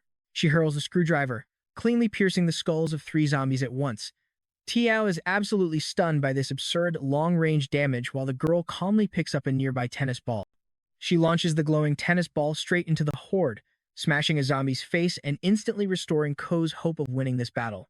But the megaphone zombie keeps screaming, calling in endless waves of undead. Cal points him out to Yanji, warning her that they must take him down immediately. While the system warns that breaking through is impossible, Ko plans to lure the smaller targets. Their eyes lock as the captain tells them to leave it to the squad. Ko orders Yanji to assassinate the megaphone leader while they handle the massive crowd. Unzipping his backpack, he smiles, eager to test out his latest weapon. With pure excitement, he pulls a clapping monkey toy from his backpack and switches it on. It makes a massive racket as he baits the horde to follow him. Lalai complains that he wants to help too, but the captain demands he fetch more ammo immediately. Yanji stands still, watching the boys' clever strategy and the survivors fighting. A faint smile plays on her lips as the chaotic battle continues. In a flash, she leaps toward the megaphone zombie. She blurs past, cleanly slicing his head from his shoulders, leaving the surrounding undead completely frozen in shock. Armed with her blade, she tears through the remaining crowd before stopping behind a target. She hurls her knife, but the mutated enemy somehow manages to deflect her strike. Watch closely here. Cal screams in absolute panic as her last weapon is blocked, but she suddenly grabs a glowing belt, making the zombie's pants drop. The furious zombie roars that she stole his belt. Moving like lightning, she loops it around his neck, closes her eyes, and finishes him off with one final, crushing pull. 2 weeks have passed since that nightmarish battle. Under a bright morning sky where birds fly, we find the survivors digging graves, burying the fallen in the quiet earth. Less than half of the survivors made it through that terrible night. With their shelter completely destroyed, the remaining group prepares to pack up and find a new home. Ko takes on multiple missions to prepare for their departure. Meanwhile, Loi keeps pestering the captain about that fateful night with Yanji until she finally confesses everything. Xiao Wu finally woke up after being unconscious for 2 days, immediately stuffing her face with food while Yanji vanished. The captain orders everyone to pack up so they can finally leave. When Lai asks if she's coming, she turns away, declaring her choice to stay and wait for Yanji. Lao tells her she's being completely ridiculous. He argues that they don't even know if Yanji is alive, asking how long she plans to stay in this dangerous wasteland. But she stands firm, telling him her mind is made up and he needs to drop it. Meanwhile, Yanji watches the emotional scene from a high rooftop. Ko suddenly appears beside her, asking if she's really going to let them leave without saying goodbye. She turns in surprise, but he reminds her that their contract is still active, meaning he can easily track her location. He approaches, explaining that they stayed behind despite the danger, leaving Mangdai carrying a massive burden. Ko looks at her with a serious expression, urging her to go down and say a proper goodbye. The zombie girl stands in silence, deeply contemplating his words. He lightens the mood, joking that since she's a zombie now, she shouldn't overthink things. With a warm smile, he reassures her that he's by her side and tells her to go face them. Back on the ground, Lao keeps arguing with Mangdai. She snaps, telling him to just leave without her. Furious, he declares that if she is staying, then he is staying too. But check this out, Ko suddenly arrives to break up their endless argument, proudly announcing that he actually brought Yanji right back to them. Lala is overjoyed and heads to the vehicle, thinking they can finally depart together. But Ko stops him, explaining she only came to say farewell, leaving the group in utter shock. He explains that she is no longer human, pointing to the horns on her head as clear proof, though he can mysteriously still understand her. The group hesitates, nervously backing away as they struggle to accept her undead nature. Mangdai bursts out, crying that Yanji was going to leave without even saying goodbye, asking if she has any idea what they went through this past month. She confesses how everyone suspected her after she took charge, but she bore the heavy pressure to keep them united, constantly terrified that she would fail and split the group apart. Every single day she wondered what Yanji would do in her place. She emphasizes that being a zombie doesn't make them enemies because they were true comrades, admitting she wouldn't even be here if Ko hadn't convinced her. Yanji gently walks over and places a comforting hand on her head. Tears well up in Mangdai's eyes, quickly spilling over as she breaks down completely. She tightly hugs the zombie girl, completely unable to contain her emotions. Ko tells Mangdai and Lao that he is counting on them now, and Lao confidently tells him to leave it to them. The captain gives Yanji her most expensive pre-apocalypse outfit, telling her to take good care of it. One of the kids asks what they should do if they face threats without their strongest fighters, and Ko simply tells them to do their absolute best. He tells them to stay positive and always remember his father's wise words. A moment later, they watch the survivors' van drive away into the distance. Standing side by side, Ko mutters that they finally left, glancing at the zombie girl to ask if she has any future plans. As she remains silent, a sudden system notification blinks to life, confirming that a new employee has been successfully hired. It seems she thinks that following him is her best bet for survival. Ko smiles, totally fine with her choice. Opening his system interface to claim his rewards, his eyes widen as he sees his balance has reached 1,007 points. He decides to spin the gacha roulette 10 times in a row. After so much brutal effort, he has finally reached his first 1,000 points. Grinning, he orders the system to start the draw. Incredibly hyped, he claims he is the luckiest man alive today. As his zombie maids watch his goofy excitement, the wheel spins and rewards him with a night vision contact lens for dark environments. He also unlocks a sleek black and red tactical knife. Ko is thrilled to pull two blue-tier items back to back, realizing he no longer needs to carry heavy physical weapons around. He can simply summon them directly from his system. Storing his new gear away, he orders the draw to continue. He pulls an absolute mountain of random everyday items like salt, soda, body wash, and basic food supplies. The zombie girls watch him facepalm, cursing his own bad luck. But then he scores an employee regenerative potion and a mutation prevention medicine. And to finish things off, he wins two memory fragments, one for Hugh Kiyu and a universal one. Overjoyed, he starts praising the system as his savior, leaving the girls completely embarrassed. He wonders who should receive the universal memory fragment.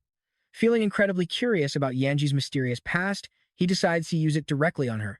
With a successful exchange notification, his eyes glow as he summons the zombie girl to unlock her memories. But instantly, he is sucked into a vast, empty desert.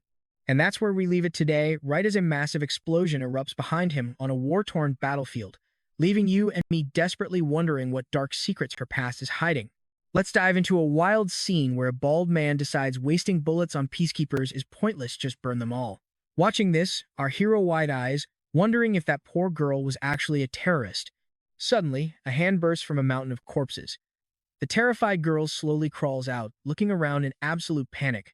She drags her body forward, refusing to stop as she desperately claws her way to survival. Seconds later, a flamethrower ignites with a terrifying roar. The blazing fire begins consuming the bodies right where the helpless girl had just been. Under a smoky, blood-red moonlit sky, a voice suggests a dark truth. Maybe they did not assemble the legendary Snowy Owl Peacekeeper team just to fight local terrorists. He explains they were nearly wiped out because she saved a child from brutal violence. It turns out a simple act of mercy was enough to tip off those ruthless terrorists. Worst of all, that saved little girl turned out to be a spy. Out of 67 elite soldiers, only one survived. That was the tragic end of the Snowy Owl. As a torn flag flutters, he concludes that her intel allowed them to completely annihilate the enemy wolf group in revenge. Placing roses on a grave, he promises the Snowy Owl unit number will be preserved and passed down.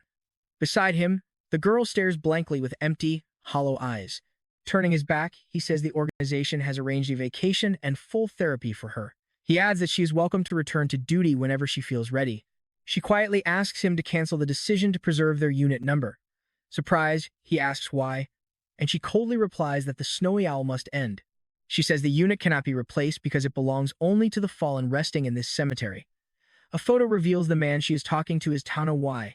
Later, she walks past a memorial wall covered in photos, including a picture of that very same commander. We watch her eating lunch completely alone in a silent cafeteria, and later taking a solitary shower in the empty communal bathroom. Leaving the desolate Snowy Owl Lodge behind, she walks out alone. Later, Yanji enters an office, salutes, and reports to Captain Chen that the mission is fully complete and the terrorist faction has been wiped out. With tears streaming down her face, she declares their final mission complete. While our main character silently watches, she stares thoughtfully into the distant horizon. Suddenly, the system alerts our hero with a new task. Calling it an easy quest, he pulls up the map to check the coordinates of the captain's house. After confirming the exact location, he decides to head out immediately. But first, he mentions that Yanji needs a change of clothes since her current outfit is completely ruined. The sun slowly rises over the ruined city edge as time passes. Exhausted from the journey, he mutters how frustrating this whole search has become. Now pay attention here because finding this place is not going to be easy. The system says they are close but hides the exact spot, leaving him wondering how to find it. Sighing, he decides they are just unlucky today and should look for a place to sleep. But right as those words leave his mouth, a loud gunshot echoes nearby. Suddenly, someone starts screaming for everyone to move as fast as they can. A panicked crowd appears, led by a man in glasses frantically yelling at them to speed up. Our hero orders his girls to hold off the incoming zombies while he runs to rescue the civilians, sending the girls dashing into battle. With icy, focused expressions, the two girls drop from above in perfect sync. One unleashes a flurry of devastating punches, while the other lands lethal kicks, obliterating the threat. A stunned survivor asks who those girls are and where they came from. His friend admits he has no idea, but they are insanely powerful. Suddenly, one gasps, pointing out a zombie creeping up behind them. Out of nowhere, our hero slams down onto the zombie, pinning it to the ground with his brand new sword. The two survivors can only stare in absolute awe. Grinning, the boy asks if they are injured and if they can stand. A trembling survivor stammers that they are all right, prompting our hero to smile and say they arrived just in the nick of time. The guy with glasses asks for their continued assistance. While our hero hesitates, the system suddenly flashes a new warning. A fresh quest appears, ordering him to protect the group and slay a terrifying werewolf. Our protagonist wonders if this beast is an actual werewolf or just another mutated zombie. The survivors confess they do not know, but they have been trapped here for 4 straight days, all because they made eye contact with it.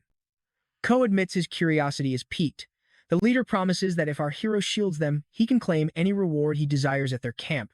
With a smirk, he agrees to hold them to that deal, which the glasses guy eagerly promises to keep. Suddenly, violent sounds of a heavy clash echo from the building directly ahead. It looks like the dreaded werewolf they warned him about has finally arrived. Kao orders Yanji to engage the beast, while telling Xiaolu to guard the survivors as he moves to assist. Suddenly, one of the survivors whips out a hidden firearm. Our hero looks back in total confusion, noticing the man in glasses staring forward with a manic, unhinged look. I know what you were thinking, but check this out. He yells for everyone to move, and our hero realizes every single survivor is now armed to the teeth. Completely lost, he wonders what is happening. Yanji strikes furiously, landing a direct blow on the werewolf's chest. Taking advantage of the opening, the survivors open fire. Our hero panics, screaming for them to hold their fire since his companion is in danger. Ignoring his warning, the reckless survivors unleash a hail of bullets at the beast. He screams for Yanji to get out of the way, who turns back just in time to see bullets flying.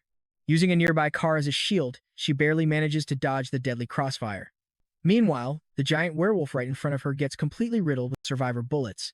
Furious, our hero grabs a survivor by the collar, yelling that his ally was directly in the line of fire. The man claims he was only trying to help. Annoyed, our boy shoves him away in disgust. He snaps at them to find a safe hiding spot immediately, warning that all this loud gunfire is bound to attract a massive horde of zombies. But since he is a man of his word, he will still honor his promise to protect them. Nodding to Xiao, he tells her to follow them while heavy smoke rises from the distant city buildings. The wounded werewolf flees, howling in pain as Yanji relentlessly pursues him. Spotting an old rusted car, the beast tears the metal door off and hurls it directly at her with terrifying force. Though surprised by the flying projectile, she reacts instantly. Showing off incredible strength and agility, she catches the door mid-air, spins, and hurls it straight back, striking the beast's arm directly. The massive impact sends him flying through the air for several meters. He recovers quickly, bouncing off a wall to keep running as their deadly game of cat and mouse echoes through the structure. Ko notes that the injured monster has to be hiding on one of these floors. Moments later, he tracks a powerful stench, realizing the creature is definitely waiting just ahead. He orders Xiao Yu to breach the entrance with a powerful kick. The door shatters instantly, but to their utter shock, they find a helpless woman and child hiding inside. Kao stands frozen, completely unable to process what is happening. Suddenly, a system notification pops up, confirming he has successfully arrived at his actual destination, Captain Chen's residence. After calming down, our hero asks if that terrifying werewolf actually rescued her. The tearful woman nods, explaining that it helped her escape a brutal camp. And trust me, you and I are going to want to see how this unfolds. She reveals sadistic bandits run the camp, discarding the elderly while keeping only women and children for pure amusement, forcing her to prefer being eaten by zombies. All right, you and I are about to dive into a crazy story. It starts with her escaping a zombie horde, only to get cornered by bandits before a massive werewolf suddenly saved her. Meanwhile, our main character rounds a corner and spots an award certificate for a hunting dog named Tank. He immediately realizes that Captain Chen's legendary rescue dog has actually mutated into a monster. In the next room, Yanji watches the werewolf closely. Ko points out that the beast probably only appeared that night because it sensed their danger and desperately wanted to protect them. He explains how tragic the creature's life is, always trying his best to rescue humans, only for almost every single one of them to inevitably mutate into brain-eating monsters. Recalling Yanji's past, he notes that this beast looks incredibly familiar. But suddenly, a piercing scream echoes through the building, desperately begging for Tank to save them. A sleazy survivor wearing glasses points a gun right at a woman's face, acting shocked to see our hero before telling him to back off. He claims she belongs to him. Another desperate scream echoes through the hallways. 3 survivors crowd around an open doorway, watching as the glasses guy grabs a girl by her hair. He sneers that she can never hide from him, even at the end of the world. A cold voice commands him to release her. The thug just laughs mockingly when he realizes it's Kay standing right there. Aiming their guns at the young man, the thug says nobody wants unnecessary trouble. He promises they will pay him handsomely if he just kills the werewolf as agreed. With a disgusting grin, He even offers to let Kay keep the girl. Ko takes a deep breath, realizing how dark this new world has truly become. While Yanji holds back the furious werewolf from tearing the thugs apart, our hero bitterly reflects that dogs have become more human, while humans have become worse than beasts. One of the goons asks if that's his final answer, calling it a real shame because he was actually planning to let them walk away alive. Now pay attention here, he orders his men to charge forward and seize both of the girls. With a terrifying, unhinged look, Ko calmly tells Yanji and Shaoli to unleash their power. Two thugs rush forward, but a sudden dark shadow blurs past their eyes at absolute, impossible speed. In a flash, the shadow vanishes, leaving the men's heads twisted at a horrific, unnatural angle. A second later, both girls land gracefully right before the collapsing bodies, letting out an ear-shattering, monstrous shriek. Hearing that horrific sound, the remaining goons realize these girls are actually undead monsters. Terrified that Ko is keeping zombie girls as pets, they sprint away in sheer panic. The werewolf growls, ready to hunt them down. But Kay holds him back, telling the noble rescue dog not to stain his own nature and to leave this dirty work to the girls. As one goon runs for his life, he mutters that keeping zombies is pure madness. Blinded by panic, he slams headfirst into his solid figure and crashes hard onto the floor. Looking up, he freezes in horror as Yanji towers over him. He scrambles back and tries to flee the other way, only to realize Xiao Yu is already blocking his path with a dead-eyed stare. Trapped with absolutely nowhere to hide, the man screams in terror as the undead girls close in. They grab him by the shoulders, ready to rip him apart for a quick snack. Meanwhile, another thug sprints frantically down the dark corridors. Spotting a terrifying shadow rounding the corner, he quickly ducks into a slightly open apartment door to hide. He slams the door shut, hyperventilating in the darkness. He furiously curses his leader for leaving him completely unarmed, convinced the glasses guy wanted him dead all along. Suddenly, he panics, realizing he slammed that door way too loudly. He clamps both hands tightly over his mouth, freezing in absolute silence as heavy footsteps echo right outside in the hallway. Staring at the door, he feels his heart pound as the footsteps draw closer. But then, they slowly begin to fade away, leaving him in tense, agonizing silence. I know what you're thinking, but the terror is so real the guy actually wets his pants, hoping she finally left and he's safe. Now that he's relaxed, he can't stop the dripping sound. But a split second later, a hand suddenly bursts right through the wooden door next to his head. Peering through the hole is Xiao Yu's pale, expressionless face. She seems to notice the boy next to the door and shows a faint smile. Meanwhile, the glasses-wearing boss is still sprinting blindly through the maze-like hallways. Spinning around, he points his pistol back down the hall, screaming at Ko about professional ethics for hunting down his own client. Ko coldly replies that trash like him doesn't count as a human being. Panic flares when the gun clicks empty. Realizing he is completely out of ammo, the desperate thug hurls the useless weapon onto the ground behind him. While fleeing, he shouts that in this dying world, men risk their lives to provide food and shelter. He rounds a corner, demanding to know what is so wrong with using women as trade toys in exchange. Ko rounds the corner close behind him, stepping right into an empty apartment. But hiding behind a side door is the armed survivor, clutching a sharp knife and waiting for the perfect moment. Seizing his chance, the thug lunges from the shadows with his blade raised high. He screams wildly, trying his absolute best to send our young hero straight to an early grave. But Ko instantly counters, planting his feet firmly into the thug's gut to knock the breath out of him. Desperate, the attacker struggles to land a fatal blow anyway. The sharp blade barely grazes Ko's cheek before a sickening crash echoes. In an instant, our hero is standing tall, while the attacker lies flat on his back, utterly defeated. Ko declares he's not just stopping him tonight, but wiping out their entire bandit camp. Wiping his face, he coldly promises to hunt down every single one of them. The thug laughs hysterically, boasting that even with two monsters, Ko is totally outnumbered by gun-toting psychos and escaped convicts. Ko does not care. Drawing his sword, he watches the terrified man scream that everyone in this apocalyptic world has gone completely insane. Met with absolute silence, the desperate man shrieks a curse and charges like a wild animal. But the second he gets close, our hero slams a hand directly onto his face. Using his weight, Ko slams the thug hard into the floor, driving his sharp sword deep into the wood right beside the man's terrified face. Ko mutters that rules and morals are dead, and humans are now acting on pure, savage nature. He admits he is no hero of justice, but his own law for this apocalypse is the exact opposite of their sick, cruel ways. Lifting his blade, he finishes the job. A gut-wrenching scream echoes down the long corridor. Standing over the body, Kay calmly decides it's time to plan his next move. Elsewhere, A captive hangs upside down from a high pole as a pack of ravenous zombies snaps at his face. He shrieks in terror, begging anyone to cut him down. Up on the roof, a brutal bandit mocks a tied-up girl at his feet, asking how it feels to watch her boyfriend get eaten alive. Trembling, she begs for mercy, promising she will never run again. The cruel man grinds his boot into her face, ordering her to shut up. He snaps that her only value is serving him, demanding to know how she dares to talk back. The poor girl screams desperately for help as he leans down with a sickening grin, whispering that it's time to have some fun. But suddenly, his severed hand goes flying through the air. The bandit collapses, shrieking in agonizing pain. Looking up, we see Ko, the massive werewolf, and their two deadly zombie girls standing on the neighboring rooftop like dark Avengers. Suddenly, the thug is sent plunging off the roof, crashing right next to his allies. They panically ask what happened, only to realize his arm has been cleanly ripped off, and trust me, you and I are going to want to see what happens next. Alright, you and I are about to jump into one of the wildest manhwa showdowns yet. Up on the roof, a thug points and asks who is there. Enter our main character, declaring he is about to end them all, and if they call him Master Ko, they are going to the grave even faster.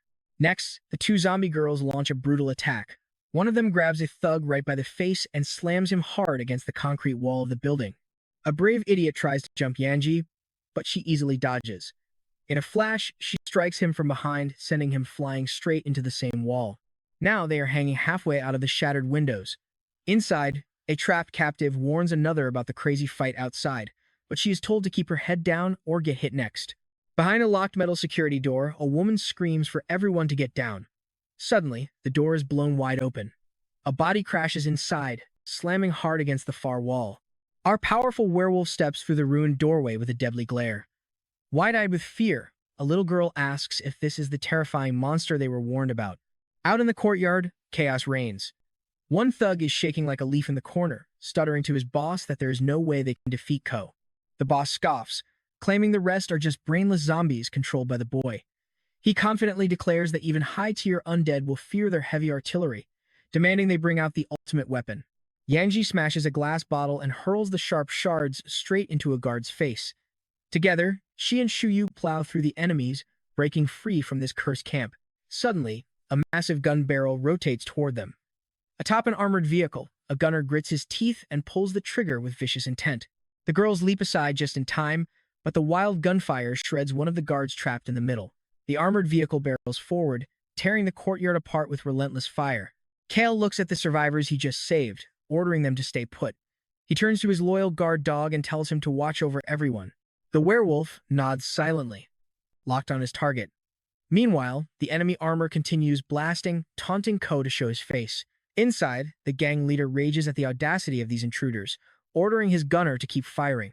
But look at this is where the tension hits the roof. The gunner spots our werewolf flanking the armored car and screams, asking if he thinks he is immortal before unleashing a hail of bullets. Bullets pierce the werewolf's flesh, but he remembers Ko's words about the special regenerative serum. Once injected, even the most fatal wounds will heal up in seconds. After receiving the shot, the werewolf is charged with keeping everyone safe. Instantly, we see the gory bullet wounds across his muscular frame completely closing and regenerating. Fully healed, the beast dashes forward, circling the armored car at insane speeds. Up above, Ko shouts that it is finally time for his deadly zombie girls. As they take their positions, he warns them this is their one and only shot to end this. The gang leader grits his teeth, angry at their sheer audacity. The driver swerves wildly, sending heavy gunfire spraying everywhere. A bullet grazes Shuyu's hair, but she keeps charging the vehicle with an intensely focused, determined look. The gunner screams, blasting blindly, but Yanji drops down and completely crushes him with a heavy manhole cover. Suddenly, Ko's terrifying shadow looms large over the driver's window. With raw strength, he rips the heavy metal door right off and hurls it away. Inside, the terrified boss begs for mercy, offering Kale absolutely anything to spare his life. Cal looks down coldly, asking if the boss finally understands real terror. He turns his back, telling him to remember this fear forever as the pathetic man stammers his gratitude. But after a few steps, Cal stops, telling him to take that fear straight to hell. He spins around and crushes the leader's skull. With the bandit camp cleared and the captives freed, they secure Captain Chen's house and lock up. Grinning, our hero stands with his zombie girls, declaring it is finally time to hit the road. He advises the survivors to travel north to find Mangdai's group, while Tank decides to stay behind and serve as their heavy escort through the dangerous ruins. Honestly, you and I both know this is a beautiful moment. Staring at the blue sky, he is sure they will meet again someday. Smiling, his mission is done, though he still wonders if that dog is some new species. He pauses to reflect on the zombie outbreak and how little he actually understands. He contemplates heading toward the disease control center to uncover the truth. But realizing how much effort it takes to reach the disease control center, he quickly gives up, deciding he'll only worry about all those complicated details when he absolutely has to. The system chimes in, rewarding him 30 employee loyalty points for completing the mission. Grinning, he wonders what awesome perks he will unlock once his loyalty hits 100%. Suddenly, a notification calculates his daily interest, revealing his current payout is a cool 413 points. But then, disaster strikes. Since he canceled a Class B mission 3 days ago, the system slaps him with a 10 times penalty, docking his points and leaving him with 5% interest on his debt. This financial nightmare triggers bad memories of his past life, back when he begged banks for loans only to get rejected time and time again. Frustrated, he tries to shake it off while his zombie girls watch him in utter confusion. He decides to focus on retrieving Shuyu's next memory fragment to launch a new quest. He orders the system to activate Shuyu's second memory fragment. Blinded by the flash, he covers his eyes, jokingly whispering that he needs to buy some sunglasses for these mental trips. We open on a massive, colorful rainbow birthday cake, surrounded by her parents and little brother happily singing and congratulating her. Watching this, our hero smiles, wondering if this loving group is her actual family. But where is she? Suddenly, the mother scowls, demanding to know where the food is. In the kitchen, our future zombie girl is frantically chopping vegetables and apologizing. Out in the dining room, her whiny brother complains to their father that she bought blue soda instead of red. He demands red.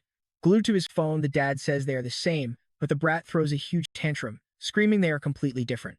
The kid thrashes around, demanding red. As the poor girl enters the room, the brat splashes soda right in her face, screaming that everything is entirely her fault. Caught off guard, she desperately shields the plate of food. She stands completely frozen and blank as sticky soda drips down her face and onto her clean blouse. Instead of comforting her, the heartless mother snaps, telling her to stop standing around, go buy the correct soda, and clean up this mess. Angry at her silence, the mother snaps that she brought this on herself by buying the wrong soda. Staring in absolute disbelief, the girl quietly gives up and says she understands.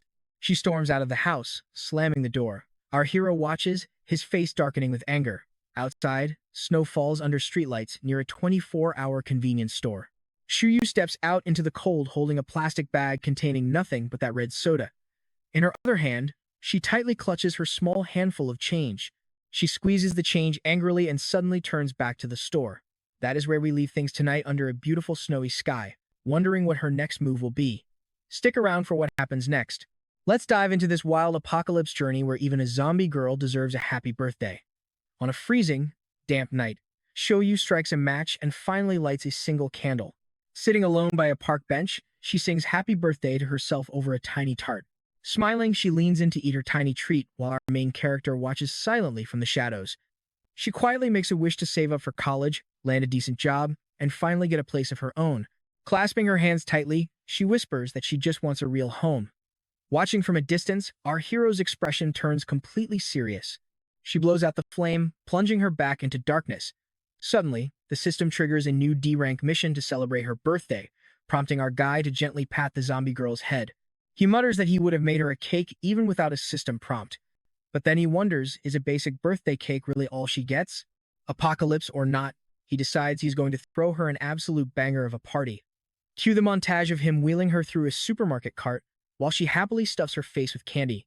Her super strength accidentally obliterates a toy, but she quickly switches to firing a toy blaster at cute targets. Dressed in a goofy outfit, she dances with a massive inflatable mascot, completely mesmerized by some delicious cotton candy.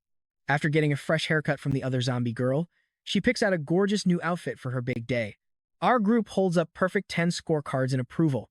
But when our boy suddenly debuts a ridiculous giant chicken costume, Shoyu drops her card in shock while Yanji throws hers down in pure frustration. While he is distracted, the zombie girl ominously readies a knife like he is the main course. After that, they spot a closed photo booth nearby. The two stone-faced zombie girls squeeze inside the booth. Not wanting to miss out, our hero crams himself in two, only for Yanji to aggressively smash his face right up against the camera glass. The printed pictures turn out absolutely hilarious, showing his face completely flattened, Shoyu stands outside, silently staring at the silly memories they just made. Now pay attention to her blank gaze. Something is waking up inside her before our guy snaps her back to reality. She runs to catch up.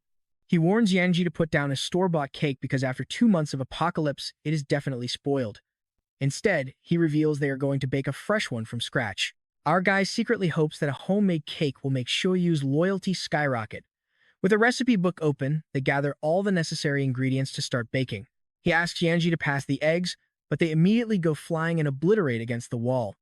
Panicked, he decides he will handle the rest of the ingredients himself. He turns around to find Yanji lifting a massive sack of flour over her head, preparing to dump the entire thing into their mixing bowl. She is highly offended by his criticism, so he quickly tells her to rest while he takes over. Naturally, he drops eggshells into the mix, dumps a whole kilogram of sugar, and floods it with water. After struggling hard, he realizes he was totally naive to think he could bake alone. Honestly, he would have better odds winning a random roulette wheel. But remembering the memory of her sitting completely isolated on that park bench makes him smile. He stretches out his arms, determined to keep trying until it is absolutely perfect. After what feels like a century, but was actually just 7 tries, our boy stands proudly in front of a flawless bowl of cake batter. Thrilled, he heads over to the oven.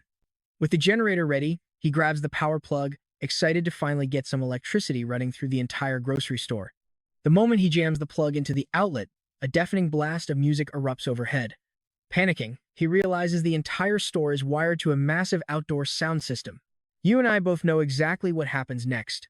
As the music blasts outside, every zombie in the district snaps their head toward the noise, leaving our guy in absolute despair.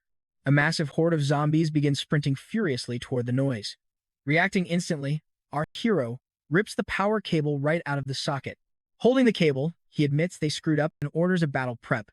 But as Shoyu rushes forward in her cute new clothes, he stops her, saying she won't be fighting today. Summoning his sword, he tells her to leave the horde to him and Yanji. After all, new company policy says employees get a paid day off on their birthday. He tasks Yanji with clearing the shop floor while he scrambles to secure the entrance. Yanji instantly starts shredding targets, but our hero spots a massive wave still charging their way. He slams the door shut just as the horde crashes against it, cursing his terrible luck today. Turning around, he freezes when he sees Yanji weaponizing a crucial baking tool. He screams that the tool is for the birthday cake, not for zombie brains. She grabs another kitchen tool, but he quickly shouts that it is not a weapon either. The system suddenly restrains her for showing hostile intent toward the boss, while he complains about the hours of hard work she almost ruined. Completely expressionless, she begins hurling plates and silverware like deadly projectiles, obliterating every single zombie in the shop with high-speed kitchenware. Meanwhile, our guy realizes that just baking a cake is way too boring. Getting a genius idea, he instructs Yanji to take Shoyu up to the roof while he prepares a surprise.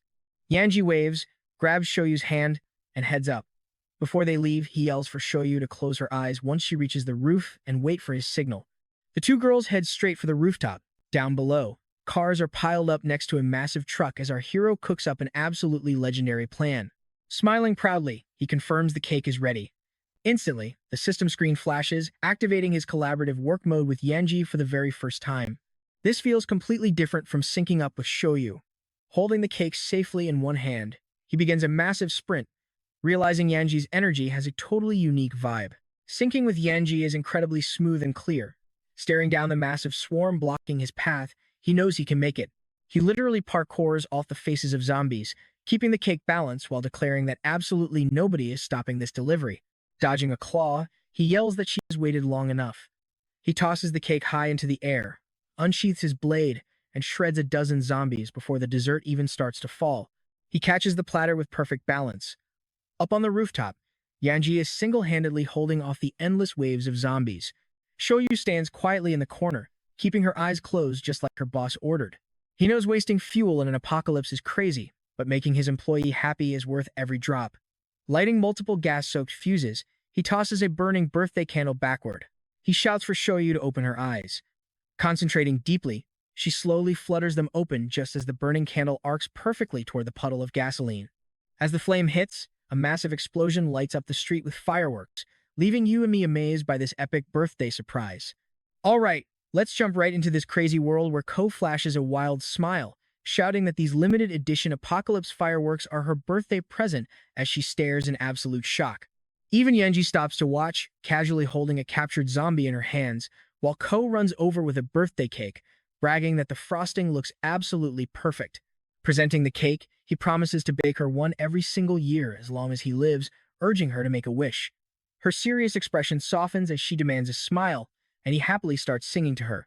Once the candles are blown out, the system reveals she secretly found the taste weird, but stayed quiet. Meanwhile, we zoom out to Sunashore, a thriving coastal region driven by high-class industries in recent years. Rapid economic growth completely transformed the old city into residential zones, pushing all major factories out to the new city. But with only meager post-outbreak leftovers remaining, our hero has no choice but to head straight into the dangerous old city for a major resource run. It has been 6 weeks, and he has cleared 89 out of 100 missions. Suddenly, a boy named Hoyan, whom Ko rescued near the river a few days ago, calls out to ask about the bridge.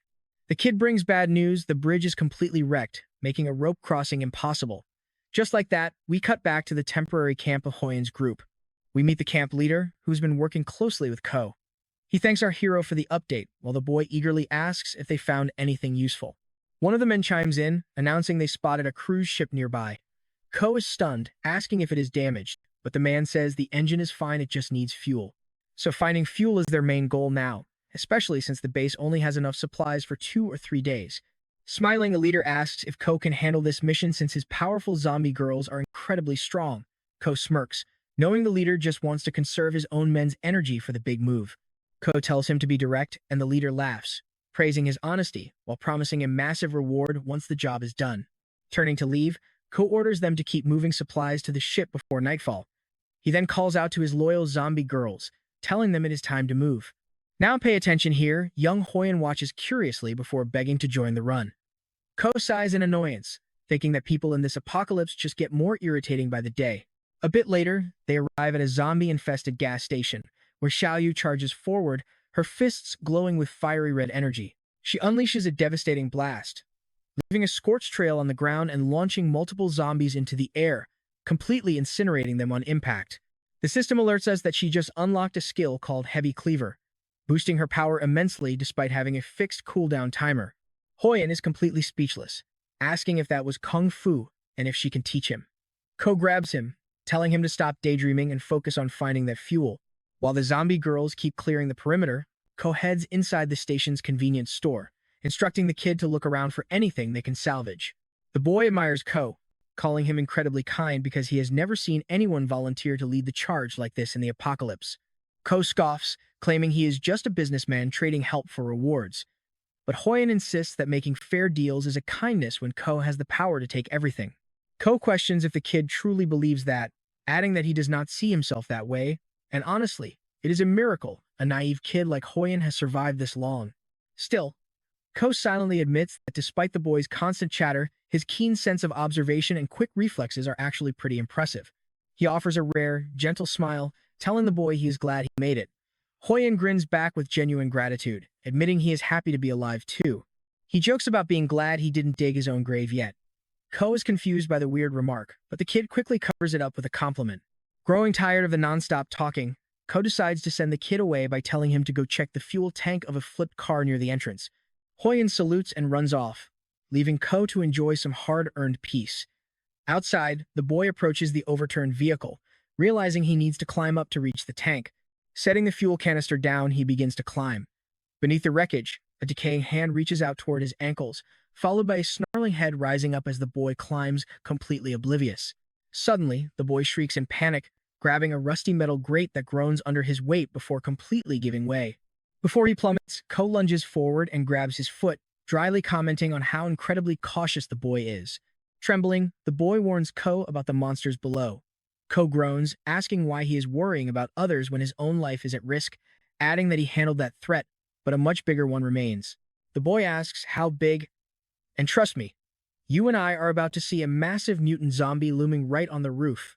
Thick smoke pours from the creature's body as it locks its glowing eyes on the girls. Hoyan looks up, absolutely terrified, just as the behemoth leaps down to crush them. Its fist surges with destructive energy, unleashing a massive blast that Xiaoyu barely manages to dodge. But the beast is instantly upon her again, swinging its explosive fist. She dives away once more, But this time, the deadly blast travels straight toward the highly flammable gas pumps. Ko panics, realizing the danger. He grabs the boy, throwing himself out of the way just as the energy sparks a massive, ear-splitting explosion that consumes the entire station. Coughing through the smoke, Ko asks if Hoyan is okay. The trembling boy nods, desperately asking how they can possibly fight a monster this ridiculously powerful. Ko agrees they cannot keep fighting like this. Standing up, he commands Hoyan to retreat first, reminding the worried kid that staying behind will only make him a dangerous distraction. Realizing he must go, Hoyan grabs the fuel they secured and promises to get everything ready, shouting that he will wait for them as he runs off. With his sword drawn, Ko prepares himself and leaps forward, leading his powerful zombie companions in a fierce three-pronged assault on the mutant. But the giant beast handles their coordinated strikes with ease. Ko is shocked to see it deflect every single one of their high-powered attacks simultaneously. The monster blows blinding smoke straight into Ko's face from behind. Smirking, it detonates the vapor, sending him flying while Xiaoyu struggles to nurse her injured arm. Yanji struggles to recover from the blast as well. Ko realizes this mutant is on a completely different level, and if they do not change tactics, they are doomed. He realizes he must disable the beast's arms to save his team. And as we leave them, let us look at the ship waiting at the dock. Alright, you and I are diving right back into this zombie apocalypse. Over on the coast, the lackeys report that the getaway boat is fueled up and ready, signaling the camp.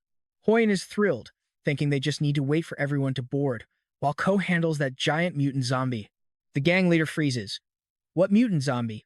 Everyone aboard peers back toward the shoreline, where a massive plume of dark smoke is beginning to rise into the sky.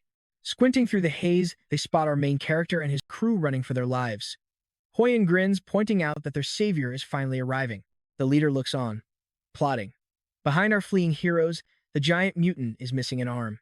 But then, the monster grabs a normal zombie and presses it right onto its bleeding shoulder socket. This is bad.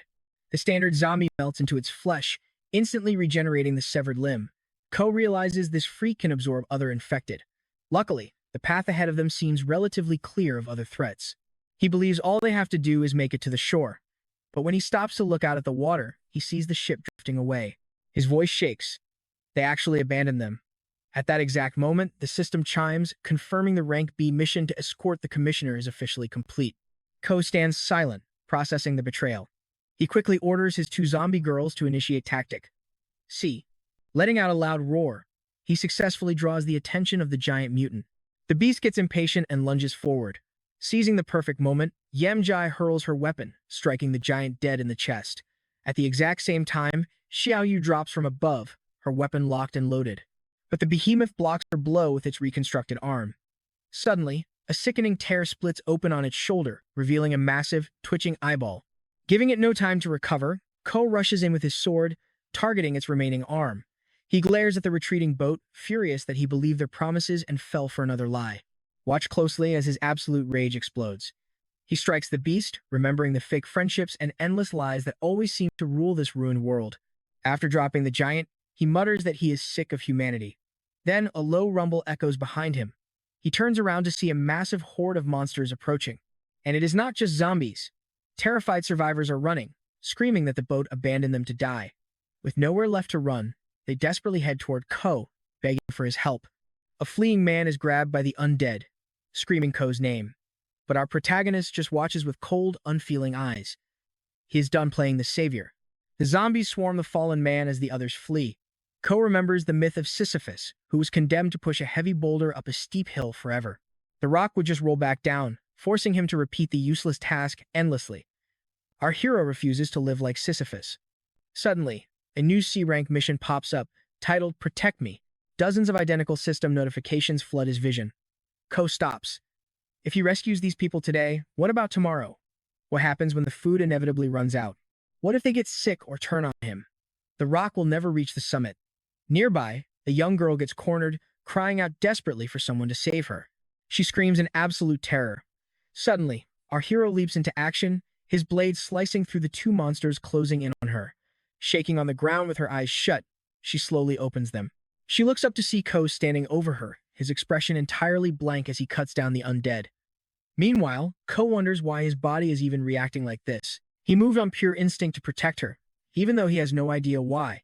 He already knows saving these people is ultimately pointless. Two rabid zombies sprint straight for him, jaws wide open. Suddenly, his loyal zombie girls intercept them, tearing the monsters apart before going on an absolute tear through the surrounding horde. Still lost in thought, Ko mutters to himself. He is finally starting to understand his old friend Jing, recalling his cynical words that useless garbage belongs nowhere but in the trash. He realizes that once humans gain power and wealth, they actually believe they are superior, completely discarding their empathy for others. You might think he is about to lose his humanity, but he snaps back. Remembering Jing, he vows never to become a monster. Just then, the rescued girl warns him he is totally distracted. The massive mutant zombie, that eyeball twitching on its shoulder, slowly rises from the pile of concrete debris. It unleashes a terrifying, deafening roar that echoes across the battlefield, flexing its overwhelming power. Smiling, our protagonist commands his zombie girls to attack. They charge forward without hesitation, clashing head-on with the roaring behemoth. Moving as one, the two girls leap high into the air, delivering a synchronized, crushing kick. Meanwhile, Ko hurls a heavy rope directly at the creature's arm. The rope wraps securely around its thick wrist. Seizing the opening, Ko lunges forward with his sword drawn, aiming for a lethal blow as the monster's shoulder eye glares right at him. But the giant manages to block his blade. Immediately, Ko screams for Xiaoyu, who rushes forward with a massive amount of energy focused entirely into her fist. Leaping behind the beast, she unleashes her devastating strike, literally splitting the massive monster clean in half, sending pieces flying in both directions. As the monster collapses, Ko vows that despite this ruined world and his immense power, he will always choose to remain a decent human being. Just then, a relieved survivor points out to the ocean with a massive grin, shouting for everyone to look. The escape boat is actually heading back. Hoyan is standing on the deck, screaming Ko's name. Rewinding to 10 minutes earlier, a henchman approached the gang leader to report an issue with the ship. The leader ordered him to fix it immediately, raising his pistol and declaring that he was already taking care of their problems right now. But out of nowhere, 3 loud gunshots ring out. Another survivor runs to investigate the noise, gasps when he sees the bloody scene, yelling to ask if Hoyan literally just took out their own leader. Hoyan just scoffs, asking if a piece of trash like that could ever be a leader. The boy points out that since the leader abandoned everyone to the horde today, he would easily do the exact same to them tomorrow. He warns they have zero chance of surviving with a coward like that. With a grin, he says that with Ko, they actually have a shot. Back in the present, the boat docks. Hoyan jokingly claims the leader simply tripped and fell overboard, acting completely surprised by his tragic accident. Ko is glad Hoyan convinced the crew to turn around. Hoyan admits they were all just terrified of their old boss and never wanted to abandon Ko in the first place. Hoyan grins and asks another survivor who saw the murder to back him up. Sweating buckets, the man quickly agrees. Ko notes that Hoyan has matured, prompting the boy to demand a reward. The boy playfully promises him one of his secret food rations. Cut to the next scene and our hero slicing through more undead, leading a fresh group of survivors safely through the ruined city streets. They managed to sail into the old city district and encountered these survivors, who had ventured out of hiding to beg for aid. Naturally, Ko decided to help them. Peering ahead, Ko spots a steady column of smoke rising behind a tall building, guessing that is where the survivors' camp is located. Supposedly, there is a healer there who can cure the infected. Even if it is a lie, any shot is worth taking, right? If not, he can at least end their misery. And trust me, you and I are going to want to see what happens next. Alright, stick with me because we are jumping right into a zombie apocalypse where mutant monsters are dropping like flies, and this is already the 3rd one. As the nightmare drags on, mutant threats are multiplying fast. Knowing the danger, our main character tells Hoyan and Yanji to guide the survivors toward the smoke while he and Xiaoyu hold the line. Suddenly, a 2-headed abomination roars and charges. Boom! A massive blast shakes the city, kicking up a storm of dust. Gunfire erupts right at Hoyan's feet, leaving him frozen in shock, grinding his teeth. The massive crater left by the shot is terrifying. Up on the walls, a camp guard yells down that they have no orders, so absolutely nobody is getting inside today. He warns them to back off or get shot. Hoyan, slicing through an approaching walker, desperately shouts back that they mean no harm and just need a safe place to hide. But the guard refuses, saying their boss is out and he cannot open the gates. Not with a massive horde of monsters breathing down their necks. Now pay attention, because Kyle steps up and offers a deal to clear the threats if they just let them in first. The guard agrees, but warns them to wipe them out or he'll open fire. The female lead admits the guard is just doing his job. Our main character smiles, realizing the solution is simple: smash the horde.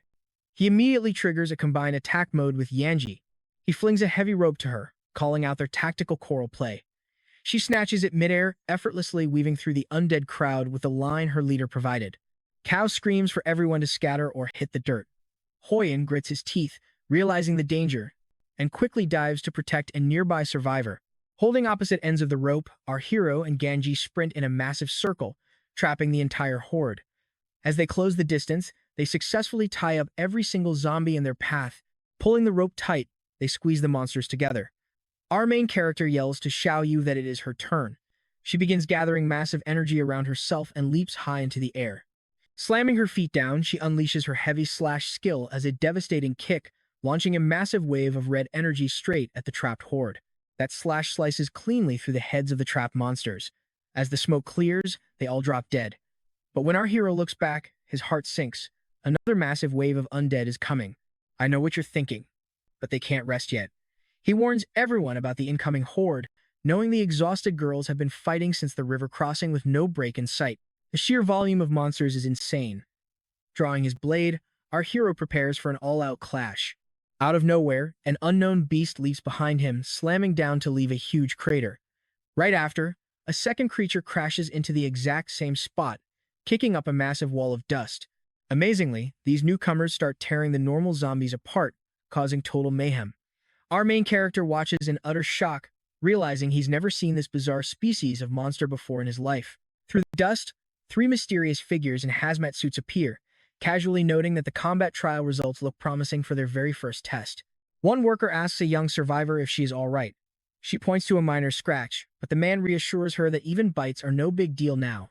He boasts they have engineered a cure and promises everyone hot food and safe shelter. Kel asks if he is the leader of this facility, taking a moment to thank him for the rescue. But the helmeted man chuckles, saying Kel is too kind because he actually owes him one. Our main character is highly suspicious, but trust me, you and I are about to get answers as his old friend Jean steps forward, smiling and saying it's been a long time. All right, you and I are about to dive into a story that starts with brutal school bullying. A thug pulls a kid by his hair demanding cash, while another stomps his face, screaming for cigarette money. Then, the arrogant blonde guy claims they are not beating him for the cash, but for his attitude, while the poor victim just keeps apologizing. The blondie says he does not care about tomorrow, he just wants his fun right now. But suddenly, the kid on the floor literally starts peeing on the bully's knees. The blonde bully instantly loses his mind, screaming in absolute disgust. That is when our 17-year-old protagonist finishes up his business, telling the bully to back off because it is over. Furious, the blondie yells that it is far from over and threatens to send him to hell. But before he can even take a step, a heavy stall door slams right into his face as another student steps out. Sao hears the flush and stares at the newcomer. The rest of the bullies in the bathroom are absolutely frozen in terror after witnessing that brutal face smash. Pay attention here, because this is where everything changes. The guy from the stall sighs, calling the bullies a bunch of sewer rats. He looks at Kao, asking if he needs a hand. Kao says yes, wondering if this new guy can actually fight. Meanwhile, the blonde bully, nursing a swollen face on the floor, screams at his lackeys to get them. The other two goons grab brooms, screaming as they charge forward. But Kao and his new ally do not back down, they charge right back at them. Their desperate screams echo down the hallway. Moments later, we see the bullies slumped miserably by the urinals, completely destroyed, while our two heroes stand victorious after delivering a total beatdown. The bullied kid tearfully stammers a quick thank you. Kao tells him it is over and he should go. Then, Kao turns to thank his new friend, admitting he might have lost if he fought alone. His new friend shrugs, saying it is no big deal, he just cannot pee when people make noise. Kao chuckles, noting that most people still would have run away. You and I both love a good bromance, right? They laugh. And then he introduces himself as Jang from second year, class 3, while our hero introduces himself as Kao from second year, class 16. They go to shake hands but instantly realize neither has washed up yet and rush to the sinks. Soon, they are walking home together, their friendship growing stronger with every passing day. They compete over grades and share a massive love for gaming. As the years pass, we see them older, glued to their phones. Fast forward a bit, and they even end up at the exact same university. We see Kao taking first place in a prestigious university app development contest. Through all the long nights, they are there for each other, crashing side by side on the subway after exhausting days. Cut to a glittering city skyline at night. The two are sharing dinner, and Kao, talking with a full mouth, complains about his theoretical biology app. He says the competition's strict rules ruined its potential, meaning he has to redesign it all over again. Jang, also stuffing his face, asks if Sao was not planning to launch his own company. Sao sighs, admitting things at home are tough. He cannot afford his mother's medical bills if he starts a business now. He then asks Jang how his plans to take over his father's company are going. Jang says that plan is off. Kao is shocked, knowing Jang is a natural at managing people. After a brief pause, Jang admits he thinks Kao's app is brilliant and highly worth investing in. He proposes they team up to launch a startup. One will build the product, while the other runs the business side. Naturally, Jang takes charge of the administrative side. They are partners again, aiming for the top 500. Honestly, you and I just witnessed the birth of a legendary partnership. Cheers to that. All right, you and I are diving into major drama. He claims they built a team, developed an app, and landed huge investors. But then we see a guard stopping Ko as he confronts Jing, desperately asking if they were ever truly friends. Let's start with a massive betrayal. Jang turns his back, coldly muttering that Ko is like the sun, always shining so bright that he makes everyone around him look stronger. He looks over at Xiao, mocking his constant positivity and endless drive, saying he is genuinely curious to see how things play out this time around. With a venomous glare, he asks if his former ally can even stand up again. Our fallen hero can only watch from his knees as they leave him behind in the dirt. The team finally makes it back to the base. Dong pulls off his helmet to announce their return, prompting the excited crowd to rush over with endless questions. A tearful girl runs up to him, sobbing that some brat called her completely useless and warned that she would be kicked out of the sanctuary soon. He gently smiles, telling her they are the future of this camp and need to stop bickering.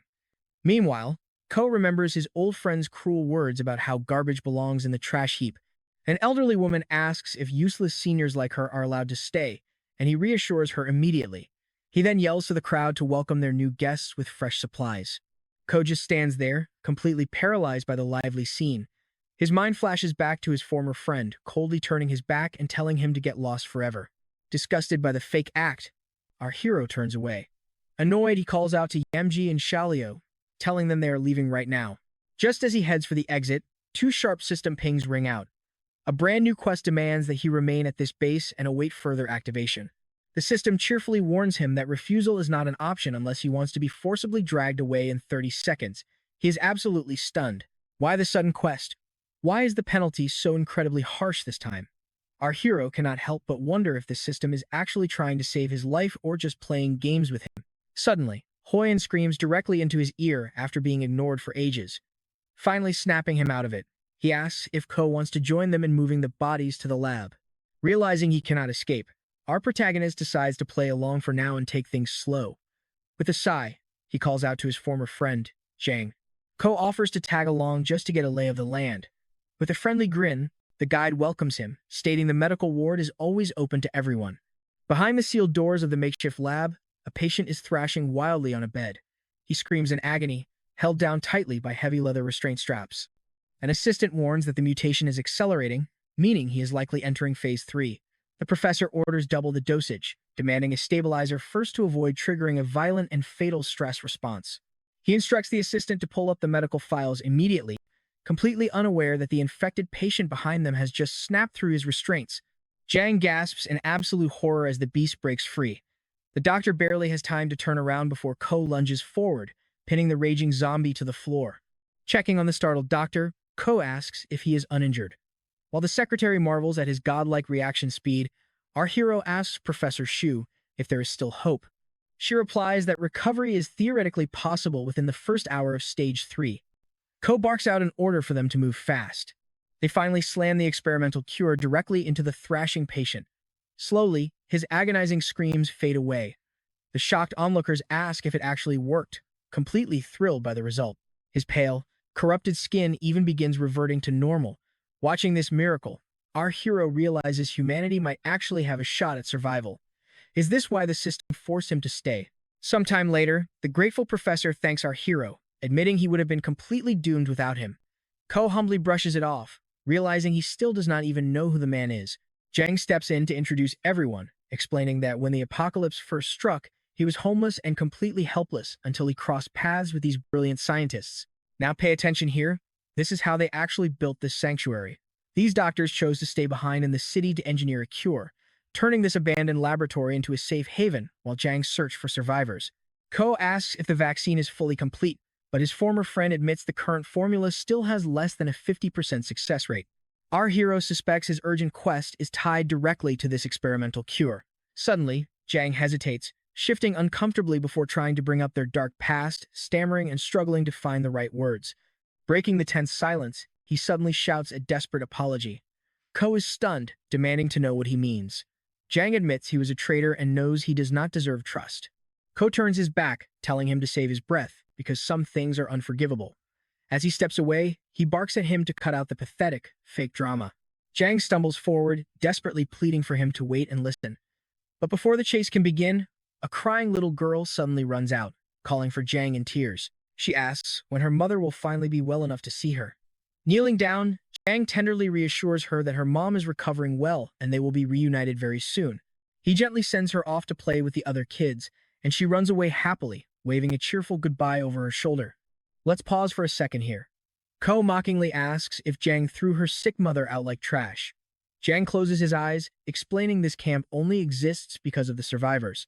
He explains that everyone contributes by doing what they do best, and that teamwork is the sole reason their community manages to survive. He reveals that dozens of people volunteered for trials once they heard about the vaccine, and that little girl's mother was one of those brave souls.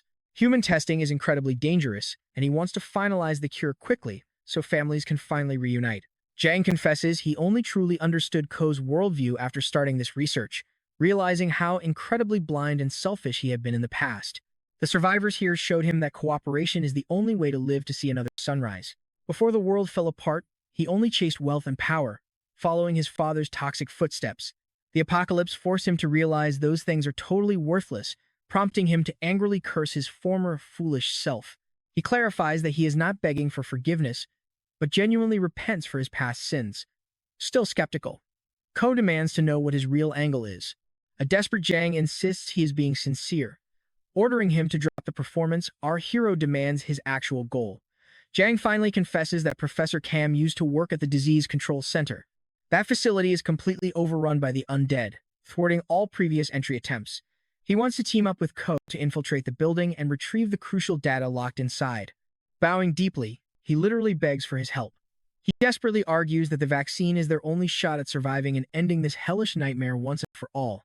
Unmoved by the display, our hero calls him a fraud. Jang insists he is deadly serious, offering to kneel right then and there, though Ko quickly stops him. And that is where we leave it, our hero realizing that if humanity continues down this selfish path, the world will end. Will these rivals actually join forces? Trust me, you are going to want to see what happens next. Alright, you and I are diving into a world where a vaccine might finally give humanity a shot at a peaceful life. Our main character wonders if this vaccine is why the system kept him here, and how they even tamed these monsters.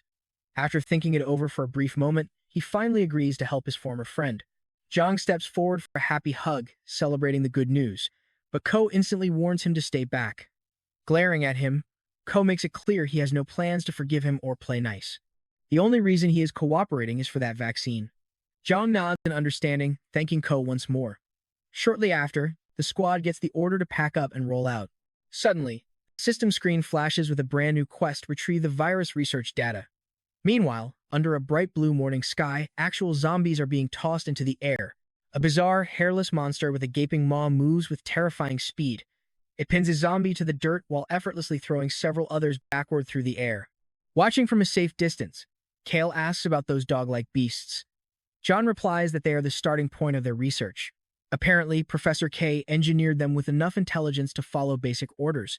He explains that they implanted chips into their brains so that if they disobey or try to harm humans, they receive electric shocks. The man warns that this raid is incredibly dangerous, questioning why Ko did not leave the two girls behind to rest at the camp. Ko replies that they are his crew, and their fighting power easily outclasses any tamed zombie. Hoyen chimes in, calling them literal war machines, while Jang mentions that Ko has been dealing with that kid since before the world ended. Dong watches the girls, thinking Hoyen might actually make a decent fighter. Soon, the entire party finally halts right in front of the massive Center for Disease Control. According to the professor, the files are on the 4th floor of the research wing. With unknown numbers of zombies inside, they must dodge combat entirely. Someone asks if they even have a map to guide them. John confirms he made one, but the facility is massive and a simple map is not enough. Meanwhile, Ko spots a massive horde crowding the stairway. Watch closely, here is where the team uses binoculars to plan their route up to the fourth floor. After finalizing the strategy, Zhang announces that it is time to go. Ko mentions that ever since entering the old city, he noticed the infected look different from the new city variants. Stepping past fallen bodies, he remarks on their very bizarre coloration indeed. Hoi adds that mutant variants are everywhere. Zhang explains that according to the professor, these creatures are not just undead, they are a rapidly evolving species. With new threats popping up daily, they have classified the monsters into two distinct groups, regular zombies and highly dangerous mutants. An evolved type enhances its physical form while retaining its original biology, specifically hunting down live prey. The other class is the fusion zombie, which merges with other organisms, taking on completely wild shapes while eating absolutely anything at all. Dong points out that the guard beasts they created are actually a fusion of dogs and humans. It typically takes 5 fighters to bring down an evolved type, while fusions might require anywhere from 1 to 10 men. He adds that evolved ones are far more dangerous because of their intelligence, but ultimately, their classification does not matter. They all share the same fatal weaknesses, ultraviolet rays in their brains. Dong halts with weapon in hand, noting that their briefing ends here. They finally reach the 3rd floor. He carefully cracks the door open, revealing a hallway packed with countless monsters. Kale whispers for everyone to keep quiet and sneak past slowly, as he silently wonders how he can possibly keep everyone safe in this crowded nightmare. The team begins navigating the horde, holding their breath and staying alert for any sudden noise. One terrified survivor regrets coming at all, secretly resolving to transfer straight to the Safe Logistics Division the moment they make it back to camp. You and I both know that staying distracted in a place like this is a death sentence. While fantasizing about bragging to the girls back home, his gun accidentally clangs against the wall. Every undead creature instantly snaps their head toward him, forcing Kale to yell that they are totally screwed. As they panic, Hoyen suggests luring the horde toward the 3rd floor lab on the opposite side, where an emergency staircase is located. Kyle tosses an alarm clock to Yanji, instructing her to trigger it to draw the monsters to the right wing while the rest of the team regroup on the 4th floor. According to the system, Yanji actually loves this kind of high-stakes challenge. She immediately sets off the loud alarm, successfully pulling every monster's attention directly onto her. Seo and Hoyen flee, promising to meet up with her later. She sprints in the opposite direction with the blaring clock. Soon, the survivors finally spot the sign for the 4th floor. They slip inside and slam the door shut, with Hoyen warning that the barricade won't hold forever. Taho asks Jang what their next move is, and he instructs our hero and Hoyen to search the research lab at the end of the hall. With a smirk, our hero asks if he really trusts them that much. Jang smiles back, calling it a show of goodwill. After a brief, tense silence, Ko abruptly signals Hoyen to move out, catching him off guard. Entering the room, Ko tells Hoyen to watch the entrance. As he sifts through the archives, Ko asks about his leg injury, which the boy dismisses as nothing serious. Our hero then asks the boy's opinion on Zhang. Confused, Hoyen wonders why he cares. Ko notes that the man seems dependable, and keeping a massive outpost running is no small feat. Hoyen argues that there is something off about Zhang, comparing him to a past version of Ko himself. Extremely insulted, Ko snaps back, telling him never to make that comparison. Shaking it off, he urges him to find the paperwork fast before their time runs out entirely. As both of them frantically scan different folders, they call out at the exact same moment that they have finally located the target files. Back at the door, Zhang's crew is waiting anxiously. Hoyen bursts out announcing their success with the document, prompting a relieved smile from Zhang, who did not expect things to go this smoothly. Tiao unzips the full backpack, confirming they recovered everything. Zhang is stunned, having assumed only a fraction of the research files would still be intact after all this time. Zhang inspects one of the files, skeptically asking the boys if they verified the contents. Seo hands him another book, assuring him that every serial number matches the list perfectly, meaning they have the real deal. Nodding, the leader declares it is time to withdraw. Suddenly, a violent tremor rattles the corridor.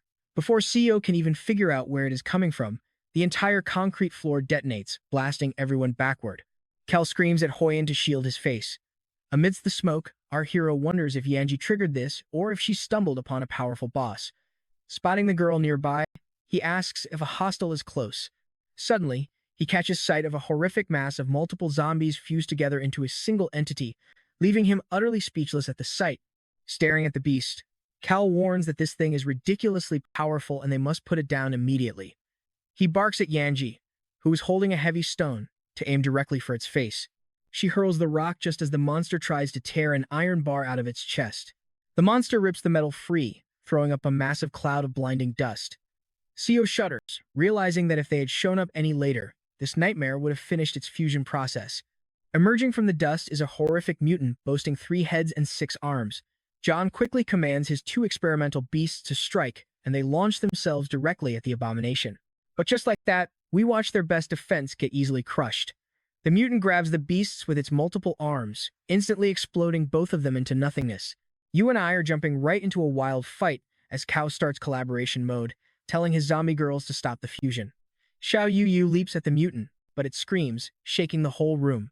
The beast moves with insane speed, closing the distance in a fraction of a second. It gets right next to Cal and lands a brutal punch directly to his face. That devastating strike sends our hero flying across the room. He barely blocked it in time and can't believe how fast this monster is. Before he can even catch his breath, the creature lunges again, its massive jaws wide open to crush him. Fortunately, Yanji jumps in, slamming a massive boulder right into the side of its head. The impact is absolutely massive, blasting the creature all the way back into the far wall. Teo realizes this monster is on another level, but with the others still around, he can't focus. He quickly calls Jean, who is busy guiding the survivors to safety. He orders them to escape, refusing to let Hoyan die in this ruins. But Jing flatly refuses to run away and leave his friend behind. With his sword strapped tight, he tells Jing to take the vaccine and get out immediately without causing any delay. He won't let anyone drag him out. Jing hesitates, staring at his companion with a dead serious expression. Jing ultimately respects the choice, telling him to make it back alive. Once they disappear, Ko is relieved they won't witness the next stage of the battle. Meanwhile, Yan hurls another object at the monster. Next, Choyu unleashes a full power strike right into the creature's chest. But in seconds, the beast starts healing the wounds from both zombie girls, letting out another blood-curdling roar. Kyo realizes its healing factor is just too fast.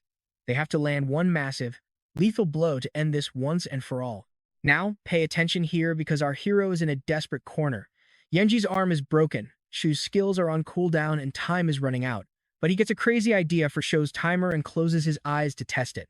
He screams for Xiao Yu to activate both Violent War God and her Heavy Slash together. Obeying instantly, the zombie girl triggers the devastating combo. An intense red aura bursts from Xiao's body. But she suddenly starts coughing, proving that stacking these double abilities is putting a massive strain on her physical form. Skao tells her not to push too hard and to fall back. But Xiao still unleashes a devastating hit, blowing a gigantic hole right through the mutant. Even so, the beast's flesh starts weaving back together instantly. Theo watches in dismay as the damage is repaired. But then, looking at her stance, he wonders if she is somehow ready to strike again so soon. He wonders if the buff removes her cooldowns completely. Without missing a beat, she launches into a relentless, furious assault. Teo is absolutely stunned by the massive destruction she is dealing without stopping. A deep fracture splits the floor, widening at a terrifying speed. The concrete completely gives way and explodes, and moments later, she is standing calmly atop the smoking pile of rubble. Despite the insane effort, her face remains completely blank. Ko realizes Xiao Yu went completely overkill, and the entire structure is coming down, yelling at the girls that they need to escape right now. But then, he sees Xiao Yu collapse onto the cold floor. She has completely fainted from the pure exhaustion of that double skill combo. The energy drain was simply too massive. With Yanji's arm busted, she can't fight, so he tells her to save herself. However, the system alerts him that Yanji stubbornly refuses to abandon them. Ko leaves no room for debate, ordering her to go and telling her to trust him as he looks into her blank eyes. She pauses, holding his gaze for a few seconds, before finally obeying and dashing away. Relieved, our hero decides to shift Shou's collaboration mode over to Yanji. He knows from testing that as long as they are within 1 kilometer, the system link will function perfectly. With the system confirming the mode switch, he starts sprinting. But concrete debris begins raining down around Shilyu, who is lying unconscious on a shattered boulder right ahead. The floor suddenly gives way, sending Shi sliding straight down into the dark abyss. As she falls, Ko dives right after her, desperately reaching out until his hand grabs hers in midair. He barely manages to catch a rusty pipe with his free hand. Hanging there, suspended in midair, he supports Xiaolu's weight with one arm.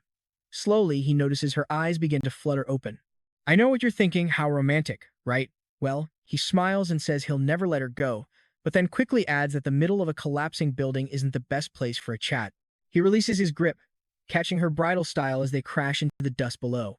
Wasting no time, he takes off at an incredible sprint, carrying Xiao safely in his arms. Leaping down the ruined stairs, he dodges through a path of pure destruction. With the ceiling actively caving in above them, he pushes forward, telling himself they are almost at the exit. Just as daylight from the exit comes into view, the scene cuts, and he suddenly wakes up in a bed covered in bandages. He groans, complaining about the intense pain of waking up so abruptly. Hoyan is sitting by the bed, explaining it has been 2 days since Jang found him carrying Xiao out of the rubble. Ko instantly panics, asking about the condition of Xiao Yu and Yanji. Hoyan reassures him they are perfectly fine, playing with the children outside. But our hero suddenly tenses up, realizing he was incredibly careless and wondering if the camp doctors examined them. An exam would have completely exposed their zombie nature. Hoyan just smiles, telling him to relax because he made sure the doctors stayed away, focusing on our hero's far worse injuries instead. Seeing that his friend is awake and full of energy, Hoyan decides to head back out to assist other survivors in the camp. Ko smiles warmly, expressing his deepest gratitude for the help. Hoyan waves it off, saying friends do not need to thank each other before leaving.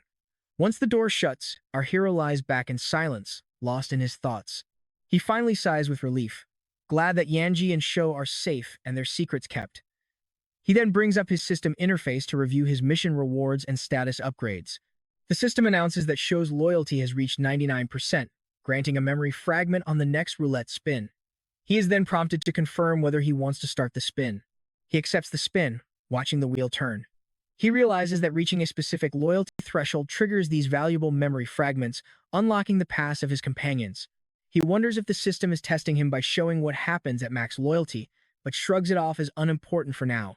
Touching the fragment, a bright light envelops him. A voice speaks of needing only internet access. As advanced technology combining augmented reality, virtual reality, and 3D unites to forge an entire virtual universe. The narration goes on, claiming it is far more than a simple app and will revolutionize gaming. Suddenly, our hero finds himself standing right in front of a strange door. Peeking inside, he hears that despite the extreme risks, this project is worth everything the company invested. A crowded auditorium listens as the speaker admits salaries will only match minimum wage. However, the speaker promises stock options instead, guaranteeing that anyone who signs up right now will receive a massive share of the company. He looks up, completely jaw-dropped. Up on the stage, a different version of himself asks the crowd to believe in him so they can build a successful future together. The audience cheers, eager to join the bold project. Overwhelmed, this other version of him begins to weep, thanking them and promising never to let them down. If this is Xiao Yu's memory, she must have been there. Sure enough, he spots her smiling in the crowd, leaving us with a mystery that you and I will have to uncover next time. Let's jump into the mystery together. He has absolutely no memory of this moment. Looking at her room packed with busy workers, he wonders if she was actually on his project team back then. He spots her on the roster and realizes she was just a fresh admin hire. He was so incredibly swamped back then that their paths never crossed. Still, he remembers how smoothly the project started. The gear shipped by their partners was total garbage. Because of that major setback, the entire project ground to a sudden, painful halt. Sure, they could have easily fixed the issue, but the higher-ups chose to freeze the whole thing instead. That's when he and Jing went to fight for their survival. He remembers telling Jing that a new supplier would yield fast results if the board agreed. Suddenly, a director spots Kao, pushing the door open and demands to know what he is doing there. The director snaps that the freeze is final, and there is nothing left to discuss. But our hero begs for just a few minutes of their time to explain his vision. He explains that cloud gaming makes up 70% of the market now, and diving in early means massive growth. Tiao pitches his ultimate dream of building a brand new digital world with current tech, calling it the metaverse. She chimes in, calling this the very backbone of their company. If they can just bypass this supply bottleneck, a brilliant future lies ahead. A board member turns to Jang, asking if he agrees with this wild plan. They lock eyes, and our boy nods reassuringly. A tense silence passes before Jang flatly rejects the idea, siding with the suspension to prevent further losses. Stunned and trembling at the betrayal, Seo can only ask what his friend is saying. Jong Gun feigns disbelief, claiming he never expected things to get this bad because he trusted Kao far too much. Bowing deeply to the board, he takes the blame for their massive financial losses and begs for their forgiveness. Now pay attention here. A director tells Jean he knows what to do, and the eyes of the old Ko transform into his new, cold gaze. With the project dead, the team got wiped out. A woman screams in fury that Ko's carelessness ruined her life, leaving her jobless because she trusted his risk assessments. Another man snarls about risk assessments, pointing out that 80% of their funds vanished into a shady supplier. Shocked by the accusation, our boy tries to defend himself. A voice shouts that he was probably a con artist from day one. Fo desperately protests that he isn't a scammer, but another worker complains about wasting months for absolutely zero return. Now he can't even afford food. Angry staff pass by, cursing him out. Suddenly, Jong steps in, claiming he tried to stop the board but couldn't save Kale, even though the company survived. He generously offers everyone their old jobs back. The crowd instantly rejoices, cheering for Jang and praising him as their savior, completely blind to his true, wicked nature. Watching from the shadows, Xiao remains completely silent. She drops her employee badge onto the cold floor and walks away from it all. Snapping back to reality, our hero leaves Shuyu's memory fragment. Trembling with pure fury, he begins to wonder if he really was too reckless with the project. Did he really authorize that massive investment, dry up their cash flow, and destroy the company? Cao questions if the project was truly doomed, and if Zhang framed him as trash just to save his own skin. Suddenly, the system issues a new quest. He must return to the office and apologize to his former staff. Burying his face in his hands, he breaks down in tears, crushed by the guilt. Exiting Shoi's memory world, he looks down in deep despair as the fragment seals behind him. Leaning weakly against the wall, the system orders him to the target location immediately, warning that a heavy debuff will active. His voice shakes as the negative penalty kicks in. Honestly, his entire body and soul are completely shattered right now. But we know he can't delay this mission. He tells Yanj to wait there, keep her guard up, and protect herself. He whispers that something feels incredibly off about their current camp. As we pan over the city's ruined buildings, he mutters that he desperately hopes his gut feeling is wrong. After a brutal trek, he and Xiaoyu finally reach the company's front doors. He can barely believe he marched for 10 straight hours under that agonizing debuff. Pausing in his tracks, he stares up at the familiar corporate logo, completely overwhelmed by a wave of painful memories. Stepping inside, he searches for the staff he needs to apologize to, but the halls are completely empty. With no bodies around, he spends hours wandering through the silent, abandoned office. He collects a few leftover items like badges, a mug, a clip, and a cupcake. These belong to people he knew, but to verify who actually stayed until the bitter end, he needs to access the mainframe. Joy kicks the general manager's door wide open. Instantly, an oppressive weight crushes down on Cao, signaling that they are definitely not alone in this room. Wiring Jing's desktop to his portable power generator, the login prompt finally boots up. Our boy laughs, remembering that he was the one who built this entire security network from scratch. If John thinks basic encryption can keep him out, he is sorely mistaken. Accessing the staff database, the massive number of layoffs right after his departure immediately raises major red flags. He spots a bizarre hidden directory containing files on Zhang's parents. Didn't his rival absolutely despise his own father? Intrigued, he begins the decryption process to uncover the dark truth. He uncovers skewed market research, fake terminations, and heavily doctored risk assessments. Tucked away in the files is the name of the exact corrupt supplier that ruined his project. Unearthing hidden equipment receipts and heavy exit penalties. Cao pieces it all together.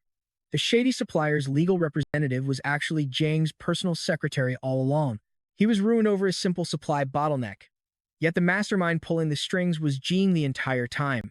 Giving stock options to the interns was never about taking care of the workers. It was a calculated trap designed solely to drag him down from day one. Everything they believed was just a fabricated truth built on a foundation of lies. Kyle drops to his knees, wondering if the system guided him here specifically to reveal this secret. Nauseous and dizzy, he leans against the wall, asking Xiao to pass the tablet the second the video extraction completes. He limps toward the door with an incredibly dark foreboding. Peering out, he is horrified to see a mound of bodies fused into a grotesque mass, covered in corporate badges. Grabbing his head, he wonders how things went so wrong. Terrible memories and desperate screams of his former team flood his mind. He realizes that Jean was targeting him from the start, and his own fall dragged all these innocent people down to their graves.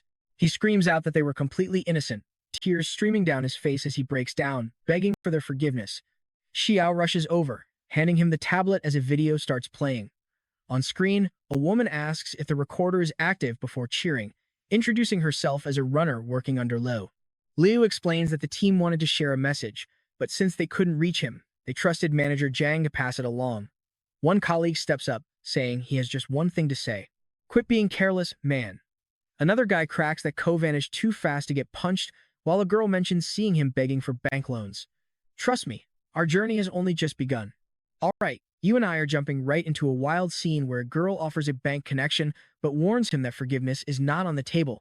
She keeps talking, urging him to start fresh, repay his debts, and avoid making the same mistakes. Others join in, pleading with him to rebuild his life and finally make things right. They tell him not to dare quit, with his old staff lining up to speak. Even though most admit they still hold a grudge, our main character, his voice shaking, answers that he knows he hasn't earned their forgiveness yet. Gently resting his hand on Shio's head, he declares he cannot die here before earning their forgiveness. Besides, he still has an unfinished score to settle with Jang. Leaning against the wall with a grin, he tells Xiao to wait behind. He is going to handle this monster completely on his own. Opening the door with a confident grin, he promises to finish it fast as the system activates his violent war god ability. Look closely at this creepy mass of tie-wearing employee monsters. Our boy draws his blade, ready to finally put his former staff to rest. He shuts the door with his free hand, keeping Xiao safe inside. Instantly, the beast lunges, but our hero leaps forward, blade raised. With one devastating vertical slash, he tears straight down the middle, splitting the monster cleanly in two. That is when he spots a name tag for Li Qixing, remembering how they built the project's foundation together, constantly pulling late nights. Gritting his teeth, our main character mutters that he still owes the guy a free meal. He swings his blade horizontally, sending another badge flying. This one belongs to Jiang Wend, who used to cry over squishing bugs, making him wonder if the guy ever got his dream hair transplant. He then remembers Xiao, who worked like a machine on every new idea without eating, wondering if he took his stomach meds. Landing another strike, he remembers Shuigo, the guy who always brought everyone coffee. He continues carving through the creature, memories flashing as their name tags scatter into the air. He recalls how hard everyone pushed themselves back then, needing just one last push for everyone to make it big. Charging the monster, the thought hits him again. They were literally one single step away. Our hero relentlessly slices and hacks at the creature. Ko stares ahead with a dead serious expression. You and I can feel the weight of this moment as he apologizes, watching the name tags rain down. Reaching out, he grabs one, thanking his team amidst the falling metal. With a soft laugh, he admits their forgiveness and blessing let him reclaim his true self. Just then, Xiu cracks the door open, quietly watching him. The system alerts him that she was worried, secretly choosing to keep an eye on him. Smiling at her, he reassures her he is fine, but notes they have a long job ahead, printing photos of everyone from the old project. Hours later, a small mound of dirt appears, marked by 2 sticks and a name tag. Across the field, he has built miniature graves, placing the badges and personal effects of his lost staff. Bowing deeply, he bids them rest in peace, swearing he will never let their memory fade. He silently prays that perhaps, just perhaps, a few of them manage to survive the outbreak. Suddenly, a strange glow catches his eye. The system confirms the first phase of his quest is clear, storing key items in his memo. One badge flares with light, and suddenly, they all start glowing as the system transfers them to the museum. Looking up, he wonders if this is the system's own museum. Could this museum preserve things of deep personal value? He realizes that to his employees, joining his company was a truly massive milestone in their lives. He tells Xiao that since the project collapsed, he always doubted if he was a worthy leader. But today he gave him his answer. Now, he knows exactly which path he must walk. But first, carrying everyone's lingering hopes, he is going to settle the score with Jiang once and for all. The system prompts that the next phase is to settle things with Jiang, setting the difficulty to a brutal S rank. Rewinding 2 hours after Kale left the camp, the professor announces that the vaccine has finally been perfected. She explains that data from experiments 1 and 2 were vital to this breakthrough. Jiang notes that after pouring in so much effort, it's time to see the ultimate result. When the professor suggests heading to the testing grounds for the last remaining phase, Jiang looks down thoughtfully, repeating the words, the final step. We then see the duo walking side by side, briefcases in hand. Watching secretly from the shadows, Hoyan recalls Ko warning him that the infection is returning. Ko headed out to find a cure, firmly believing that there is something highly suspicious about Jiang. So, Hoyan needs to stay on high alert until his return and investigate if anything seems wrong. Wondering where they are heading and what this upgraded super vaccine really is, Hoyan tells himself he must exploit their absence to sneak inside. The camera then pans up to a central air conditioning vent. A pair of hands pry the ventilation grate open, creating an entry. Hoyan drops silently to the floor, knowing his window is small and he must complete his search incredibly fast. Scouting the area, he searches for Professor K's office. Suddenly, echoing voices catch him off guard, asking if the doors are locked up tight. Others confirm they locked up, complaining that being the last to leave means there is never any food left. Hoyan figures the coast is finally clear and prepares to rush, but a sudden voice calling his name completely blindsides him. Spinning around, he finds the female researcher staring right at him, asking what he is doing there. The boy immediately tenses up under her gaze. Before she can scream, Hoyan lunges forward, slamming his hand over her mouth to silence her.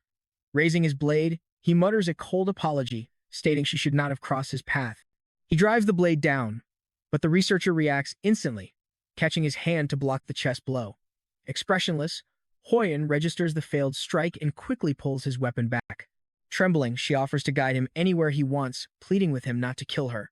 Smirking, the boy mocks her survival instinct, admitting he figured she was the type who did not fear death at all. She argues that she still has urgent tasks left to finish, which is why she cannot die here.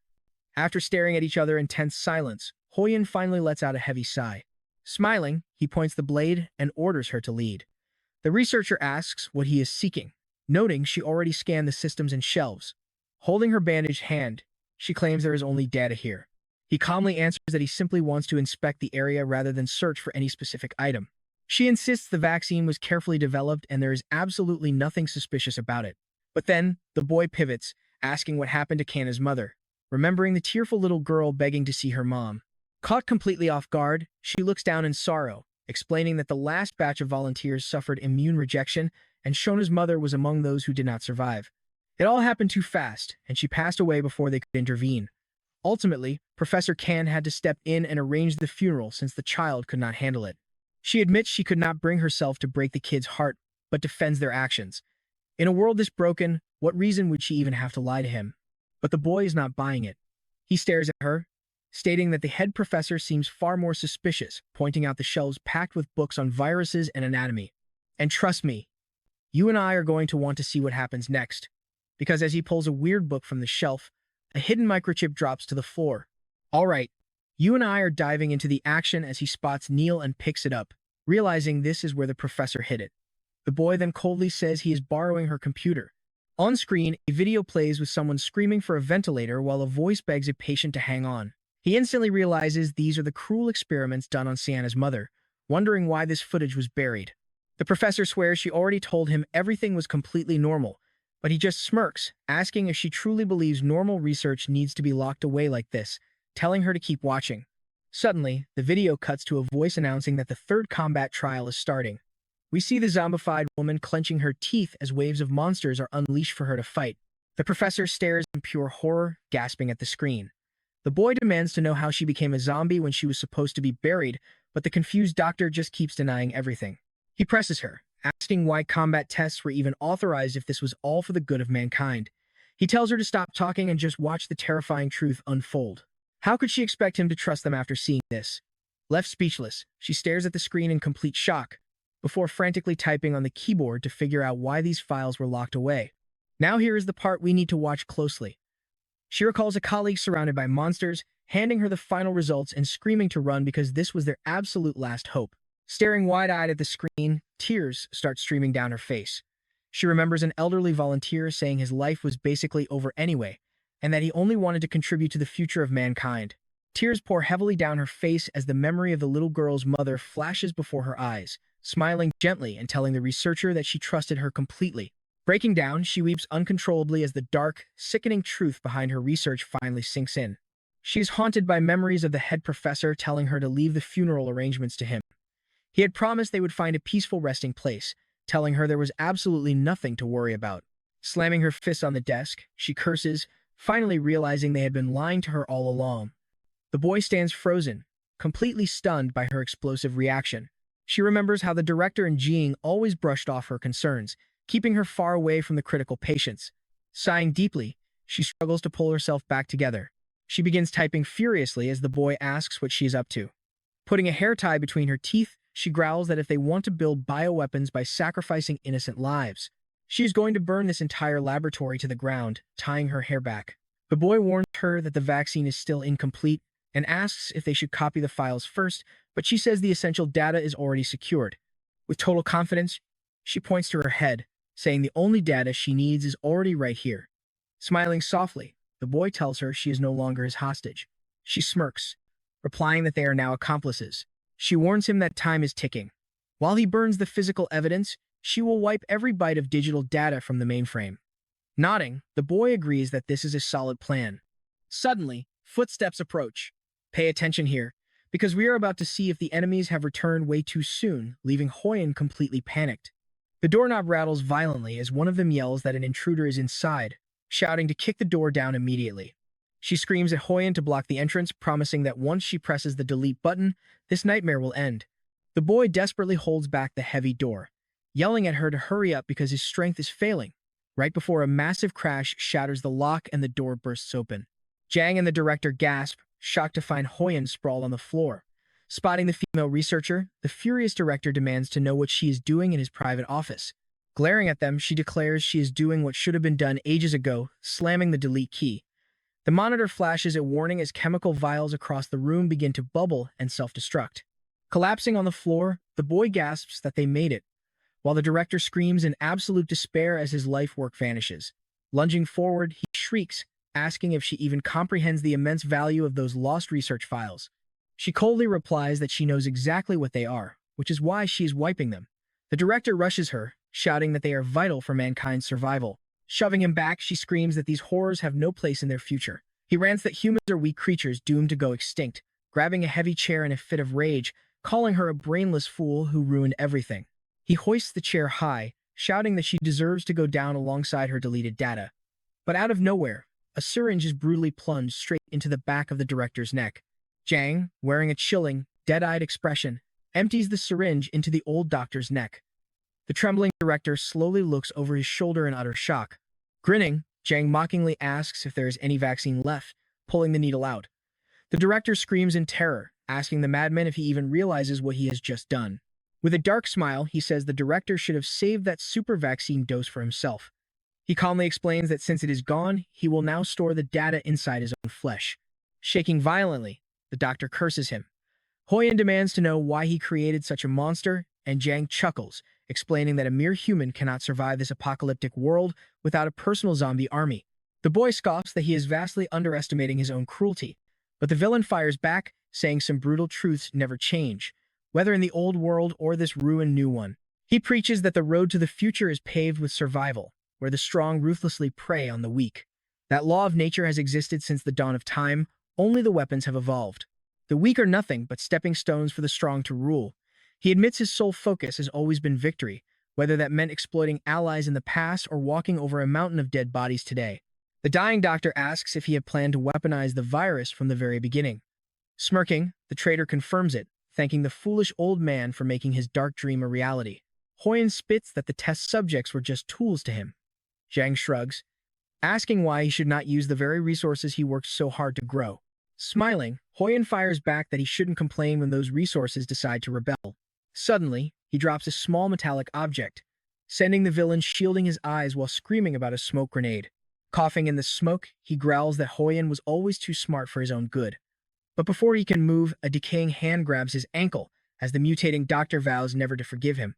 Looking down with freezing apathy, he draws his pistol, telling the dying man to quit struggling and hurry up and turn before firing a bullet straight into his chest. Mockingly, he reminds him that he once promised to sacrifice everything for science, adding that he always believed in his genius. On the cold floor, the dying man grinds his teeth in agonizing pain. Smirking, Jang promises that humanity will remember this day forever, declaring that the stage belongs to him now. The mutating doctor can only grit his teeth, cursing him with his final breaths. As his flesh twists and mutates, he realizes he is doomed, but vows to drag every single one of them down to hell with him. Outside the laboratory, a blood-curdling scream echoes through the halls.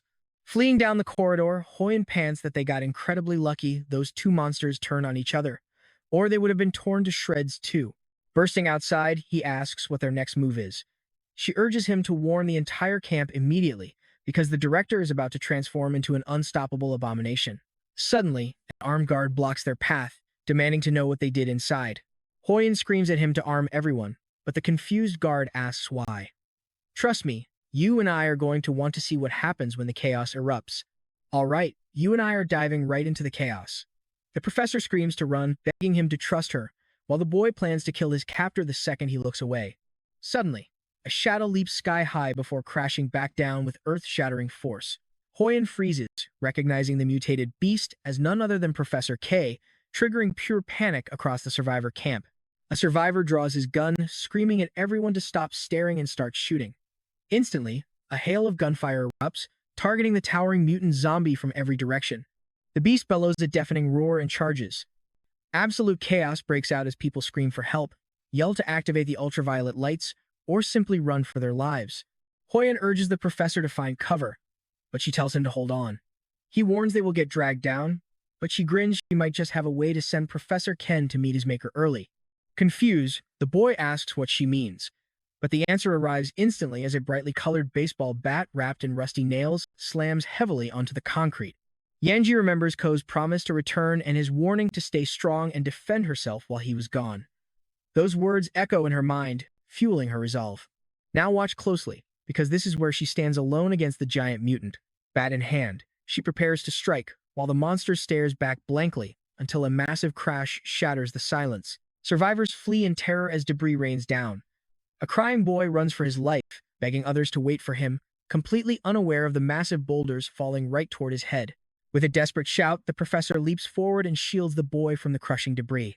Looking up, the child instantly recognizes Professor Kia. She asks if he can run, and when he nods, she tells him to be brave and head for Uncle Hugh's garden. Mentally praying that Hoyan is ready, she pulls out a mysterious green vial. Hoyan remembers the initial antibody sample he hid in his dorm room. It could definitely destroy this mutated zombie, but how on earth is he going to inject it into that giant beast? An idea sparks in his mind, but before he can act, Yanji is thrown directly on top of him. Shocked, Hoyan recognizes her just as the critical green capsule slips from his fingers. The vial rolls away as they crash to the dirt. Suddenly, the shadow of the colossal zombie looms over them, staring down with a sickening, twisted smile. Hoyan frantically searches for a way out. Glancing at the distant green vial, he grits his teeth, channels Ko's courage, and charges forward with a desperate battle cry. The mutant swings a devastating fist down at the boy, but Yanji moves with lightning speed, pushing Hoyan aside just in time to make the monster miss. The impact kicks up a massive dust cloud as Hoyan rolls away. Scrambling to his feet, he screams for Yanji, only to see she successfully grabbed the vial while dodging the attack. Uncapping the vial, she reveals a sharp needle. Hoyan screams for her to throw the syringe straight into the zombie's mouth. Gathering all her power, she hurls the needle with perfect precision. The needle shatters the creature's teeth and lands deep inside its throat. Yanji stands firm, her face completely blank as mystical energy begins swirling around her body. You and I both knew she would miss. As the beast falls, its body mutates wildly before exploding into a thick cloud of smoke, leaving them waiting to see what emerges. A grotesque heap of flesh lies quiet on the cracked concrete. Hoyan breathes a sigh of relief, never imagining the professor would fall victim to his own twisted vaccine. Looking at the remains, the boy tells Yanji they must help the other survivors. But suddenly, a terrifying sound startles him, forcing him to spin around in sheer panic. An unseen force slams him to the dirt. Behind him, the grotesque pile of flesh begins to reshape, evolving from a mutant zombie into an entirely new terrifying nightmare. A metal spear wrapped in red cloth sits embedded in the ground. Suddenly, a hand grips the weapon, and we see Yanji staring ahead with her trademark emotionless expression. Across from her stands a colossal, crimson lion beast. Her blank gaze locks onto its multiple furious eyes. Without warning, the monster charges forward and unleashes a devastating punch. The blow shatters the earth as Yanji slides gracefully beneath the giant. She springs up with a sword in hand, aiming a deadly strike directly at the beast's exposed back. Her blade pierces the monster's knee, leaving a gaping wound. Keeping her laser focus, she leaps off its back, spinning gracefully through the air with her sword bared. The red beast roars in agony, looking up just as she plunges down with a fatal strike. She impales the creature cleanly, landing as a blinding flash erupts right before her eyes. She unleashes an insanely fast barrage of slashes on the creature. Amazingly, the beast stands motionless, taking the relentless flurry of strikes without flinching. Suddenly, a massive paw swipes forward. Yanji dodges, but the beast immediately brings down its heavy arm, leaving her only enough time to raise her sword in defense. The blade is shattered from her grip, sparking a rare moment of shock in her eyes. Capitalizing on her distraction, the beast delivers a brutal kick, sending her airborne. Reeling from the impact, she barely keeps an eye open. The sheer momentum of the strike keeps her hurtling through the sky, completely out of control. In the blink of an eye, the beast intercepts her in midair, preparing a brutal downward strike. It slams her down with earth-shattering power, forming a massive crater and completely destroying the surrounding concrete floor. The monster lands on top of her with a low growl. Looking down at the defenseless girl, the mutant slowly opens its jaws, ready to tear her apart. A gunshot rings out, hitting the beast squarely on its snout. Standing nearby with a smoking pistol, Hoyan shouts at the monster to face him. Infuriated, the mutant lets out a deafening roar toward the boy. It leaps forward, smashing the ground inches from Hoyan, who barely dodges as a thick cloud of dust explodes from the shockwave. Scrambling back up, the boy admits he was always a coward who relied on others to survive. Fleeing for his life, he blindly fires backward, screaming that this is all his friend Ko's fault. With a bruised and swollen face, he grins, muttering that when Ko finally gets back, he better prepare to host his funeral. Just as the beast's claw is about to crush him, a blinding flash erupts. Suddenly, Xiaoyu appears, kicking the monster's hand away as a stunned Hoyan realizes he's been saved. Recognizing her instantly, he watches the lion monster fly backward from her powerful kick. Meanwhile, Kao approaches Yanji, offering her something to help her recover quickly. Turning around, our hero asks the boy if he's all right. Hoyan nods, quickly explaining that the research team was trying to evolve the virus and cure it, and the mutant is actually Professor K. Sao tells Hoyan to get Yanji to safety immediately. Terrified, Hoyan protests, arguing the beast is too powerful for Xiaoyu to handle alone. But Ko calmly replies that is exactly why he needs him to leave. He explains that Hoyan is the only one who can keep her safe. Defeated, Hoyan lowers his head and nods, agreeing to the plan. Glancing back, Ko tells him not to worry because he has no intention of losing. As they retreat, our hero notes there are still things left to handle. And that's where we leave it for now. As Dong watches from a nearby window, a mysterious figure stands before the university, wondering why there is so much pointless formality. Let's dive right into a crazy world of medical students struggling with ethics, endless studying, and soon, pure survival. They already know the drill. She questions why they had to waste their whole morning on a useless meeting, especially just to repeat some old oath. The guy agrees, asking Shy how that old saying goes. Smiling, he points out that spoken words carry real weight. They don't just help them remember, they actually give them real strength. Fast forward, and a guy shouts that someone deliberately punched a massive hole in their fuel tank. She freezes, wondering if Jing had this whole trap planned right from the start. Standing by Yang, Hoyan warns that all this noise must have attracted a massive horde of undead right outside the camp. Bottom line, they need to move now. Panic sets in among the survivors. Nobody wants to die here, but that terrifying beast is still on the loose. Desperate, they turn to the professor for answers. Should they make a run for it or hide? After a tense pause, she tells them to head straight for the reinforced experimental testing zone. Soon, they arrive at warehouse number 2. Hoyan looks ahead, checking if this is the spot. She nods, shouting for everyone to keep moving towards safety. But suddenly, a massive mutant zombie blocks their path, growling furiously. Everyone panics, but the professor screams at them to keep pushing forward. Meanwhile, the girl stares in shock. She recognizes that zombie from the band wrapped around its head. Suddenly, Hoya sees Yanji veer off course before tripping and falling to the ground. He rushes over to help her up, warning her not to push herself past her limits. He knows if that beast targets the crowd, they are all dead. Watching from a distance, the professor realizes she's the only one who can stop this monster. Glancing back, she sees the door is right there. They only need to hold on for 3 more seconds. Curie knows if she fails, the vaccine research dies with her, as she is the only one who can decipher the critical data. Reaching out, she grabs a passing survivor and whispers a quick apology. Confused and startled, the person turns back, demanding to know what she is doing. Hoy grabs the woman's clothes, shoving her toward the safety of the door while yelling at the crowd to keep running. Then, she spins around and charges straight at the mutant. Gritting her teeth, she closes her eyes and makes a desperate dash. Hoyan screams her name in pure horror, but she can only think of the mentors who trusted her. She runs forward, feeling like she let everyone down. But a sudden realization hits her. They would have made the exact same sacrifice she is choosing right now. Flashbacks of her graduation and oath flood her mind, remembering how she promised to always put human lives first. As the monster lunges with its jaws wide open, a white dove appears, mirroring the beast's roar. The single bird cuts through the thick dust cloud, joined by dozens of other doves soaring high above her. Together, they fly upward, disappearing into the sky until they vanish from sight. John slowly claps his hands, mocking how human courage in the face of death is actually beautiful. He glances sideways for agreement, and a voice from the shadows confirms his twisted thoughts. Stepping into the light, Ko cracks his neck and delivers a sarcastic greeting to his former ally. Now, Cao and Jiang stand face to face, locked in a brutal stare-down. The air turns freezing cold as both prepare for a lethal clash. Ko centers himself, flexing his fingers and initiating a series of incredibly precise, calculated hand movements. The suffocating tension peaks, becoming absolutely unbearable for both of them. Losing his patience, Ko lunges forward with explosive speed, launching a vicious assault on his former friend. Zhang reacts instantly, whipping out his gun and aiming it straight at Kao's head. Spotting the weapon, our hero dives behind a nearby pillar just as bullets rip into the concrete. Now watch closely, our boy zigzags through the insane gunfire, closes the distance, and slaps the weapon right out of Zhang's hand before he can fire another round. A wild shot goes off into the ceiling as Ko winds up his other hand. Face completely blank, our hero steps in close to deliver a devastating punch. The strike connects flush on Zhang's jaw. The villain clearly underestimated his power, totally shocked that he actually got hit so hard. Zhang tries to use the momentum to stabilize and swing a counterkick, but Kel gives him absolutely zero room to breathe, unleashing another heavy blow to his face. Throughout the clash, our hero remains utterly cold and laser-focused on ending this. Grabbing Jiang by the collar, he finally demands the answer to the question that's been burning inside.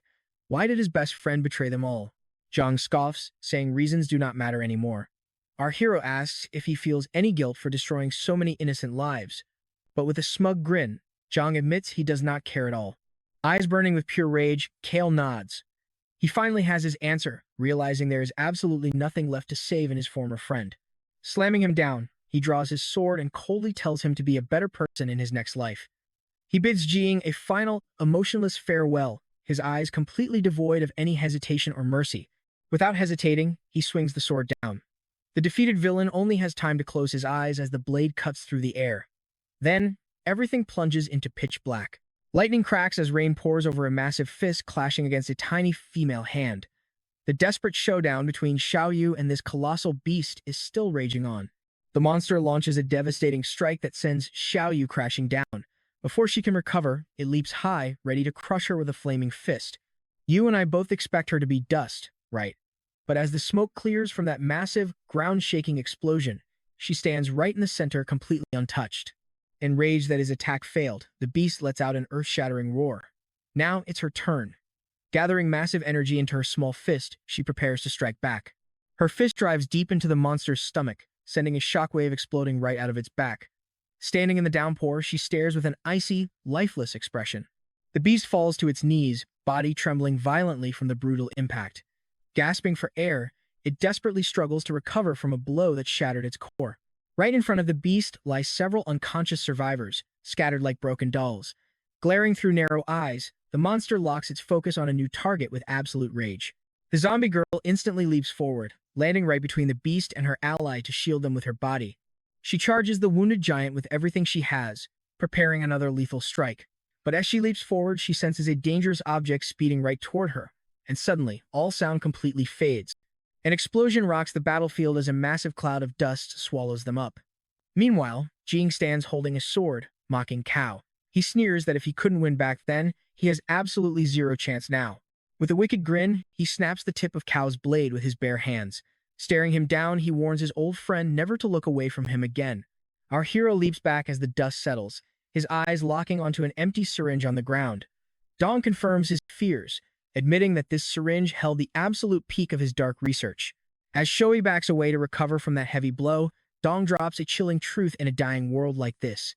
You and I must either become predators who never stop evolving, or become prey. Alright, you and I are diving straight into an epic story where Cao explains his squad's setup.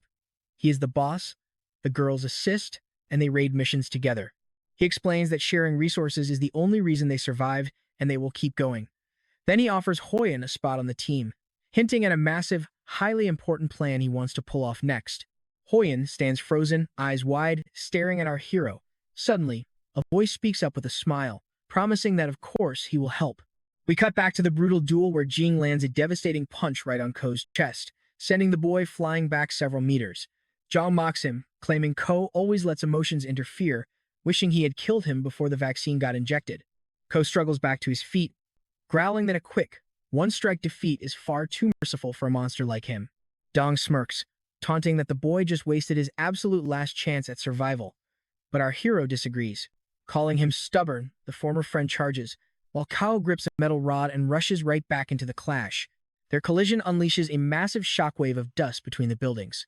Then a gleaming gun barrel enters the frame. Hoyen admits he grabbed the weapon to support Kao, never expecting things to escalate to this terrifying point.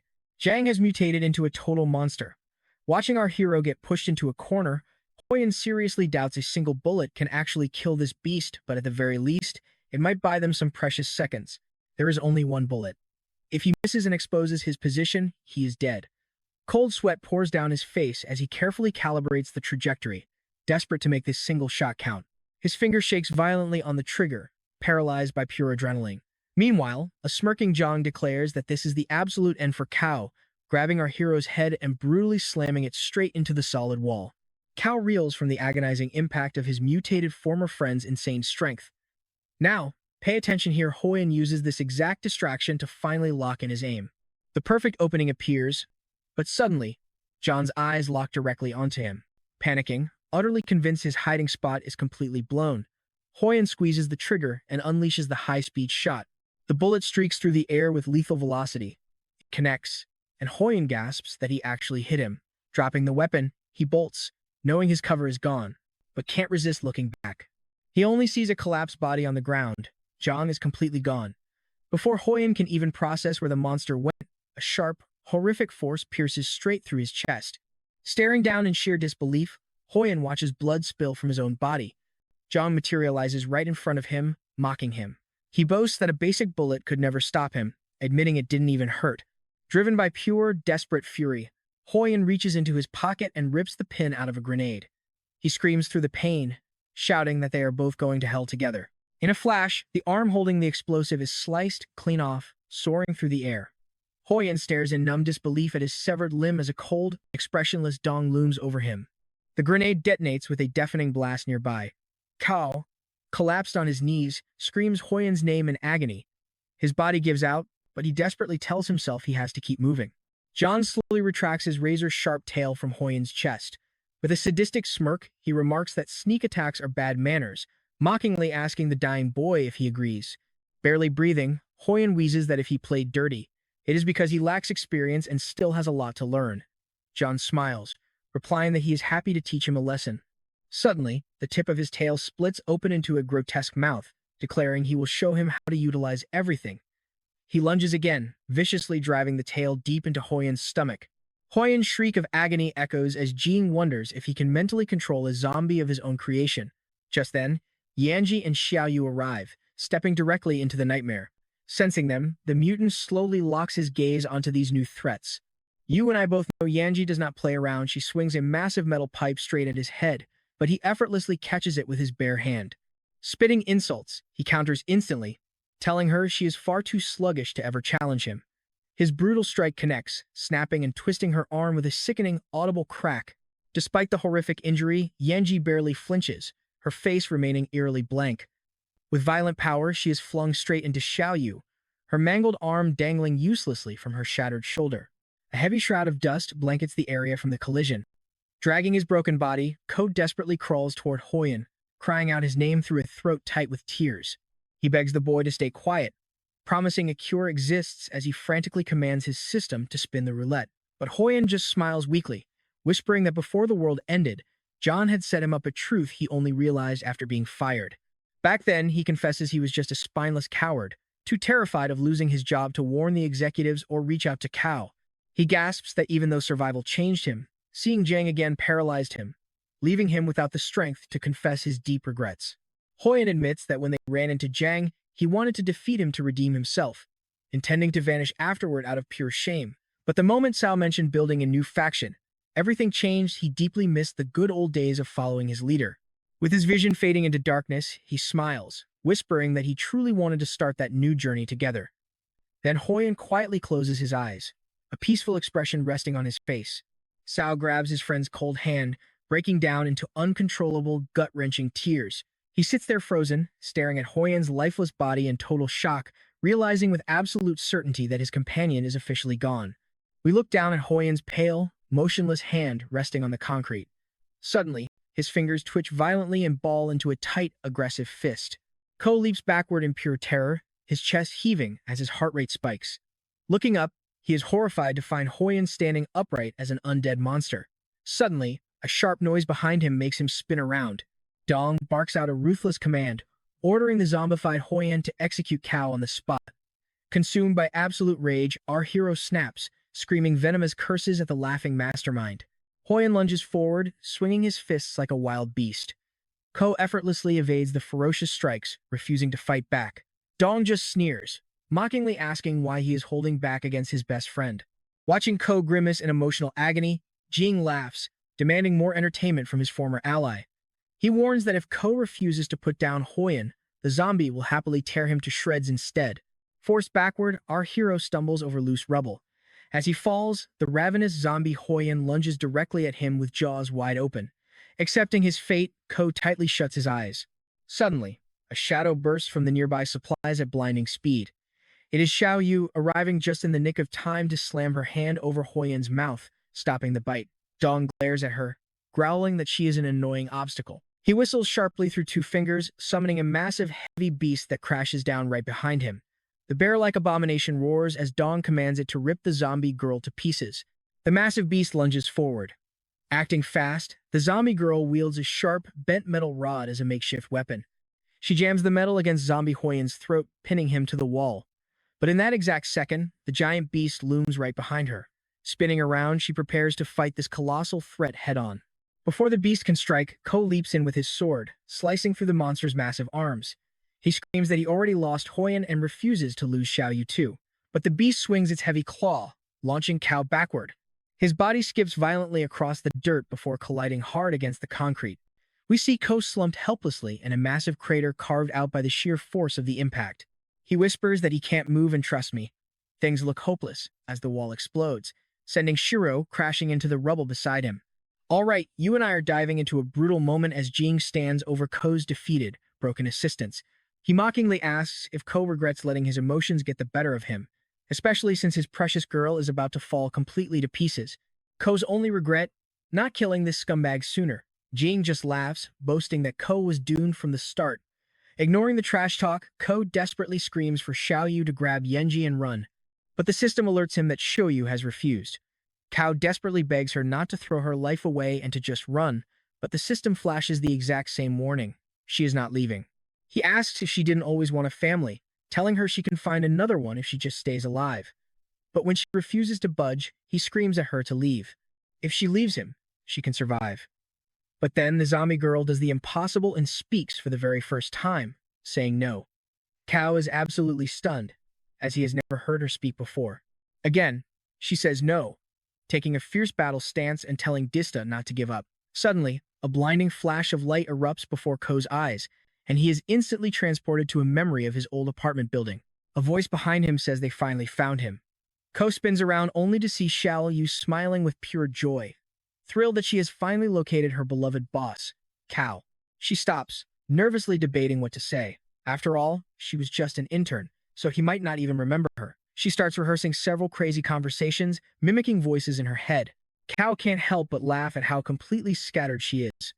Closing her eyes, she takes a deep, long breath to finally calm her racing thoughts. Finally, she decides on a phrase she heard once, that the boss isn't doing well, hoping it will cheer him up. Choliu admits that since running away from home, she's always wondered if she made the right choice, never knowing where to go. She genuinely hopes he can smile again and keep moving forward, holding on to his beliefs. In the memory, she flashes a warm, bright smile, meant entirely for him. Shaking her head, she mutters about why she is talking to herself. She needs to keep practicing before she meets him. Spotting a passerby, she asks for directions to apartment 33. Now, pay attention here, because this next part is heartbreaking. She calls out again, but as the old man turns, his decaying face reveals the truth. That is the tragic moment Chiyo became a zombie. Cao finally realizes why Chiyo came to his house. Looking over at her, he promises they are in this until the very end. Glowing with radiant light, she agrees. She tells him to cheer up, reaching her hand out to her beloved boss with a warm smile. Instantly, the system announces that Xiao has been promoted to elite staff status. Enveloped in a brilliant golden aura, Xiao beams and tells Cao to cheer up. Smiling back, he firmly grasps her hand and says yes. Their hands meet in midair, sealing an unbreakable, silent bond. She pulls him up as her light intensifies. Suddenly, the system announces a massive update declaring that the bond function is finally unlocked. As the massive beast lunges, the system alerts them that Kale's attack and defense are boosted on the field, granting her a brand new skill. Together, they effortlessly dodge the monster's crushing strike. The beast glares with pure rage, gearing up for another charge. Xiao prepares to fight, a joyful smile still on her face, as thick dust swirls around the crumbling pillars.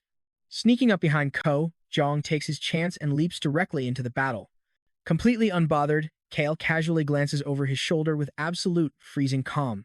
Dong strikes with ferocious speed, but Kao is already gone, leaving Dong standing there completely confused. He soon realizes his target moved in a flash to rescue Yanji, now holding her safely in his arms.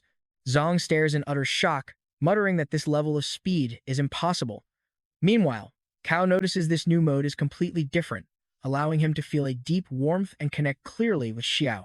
Meanwhile, Xiao Yu handles the monster with ease, effortlessly dancing around its savage, heavy swings. The massive beast is completely incapable of touching her. I know what you are thinking, how is she doing this? The zombie girl just grins, mocking the beast's speed, leaving Zhang completely frozen in disbelief at her sudden, overwhelming surge of power. He realizes he's actually trembling. Looking over at Cao calmly tending to Yanji by a pillar, he wonders if he has become genuinely terrified of this kid. Gritting his teeth in pure rage, Jan shrieks for the beast to slaughter KO immediately. The monster abandons Xiao Yu, charging straight at her master, but she instantly predicts its path. Kao gently tells Yanji to stay put, promising she'll be fine soon, completely ignoring the giant beast rearing up to strike him from behind. He calmly tells her to leave everything to him and Shoyu as the beast charges closer. Suddenly, Shoy kicks off the ground in a burst of dust, instantly intercepting the monster to protect her boss. Kao commands her to activate her 3 skills, Violent War God, Heavy Slash, and Immortality.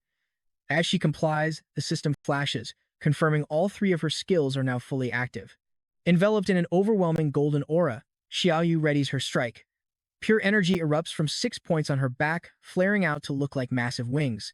The system alerts that level 1 immortality grants absolute invincibility for 60 seconds, carrying a massive cooldown of 240 hours.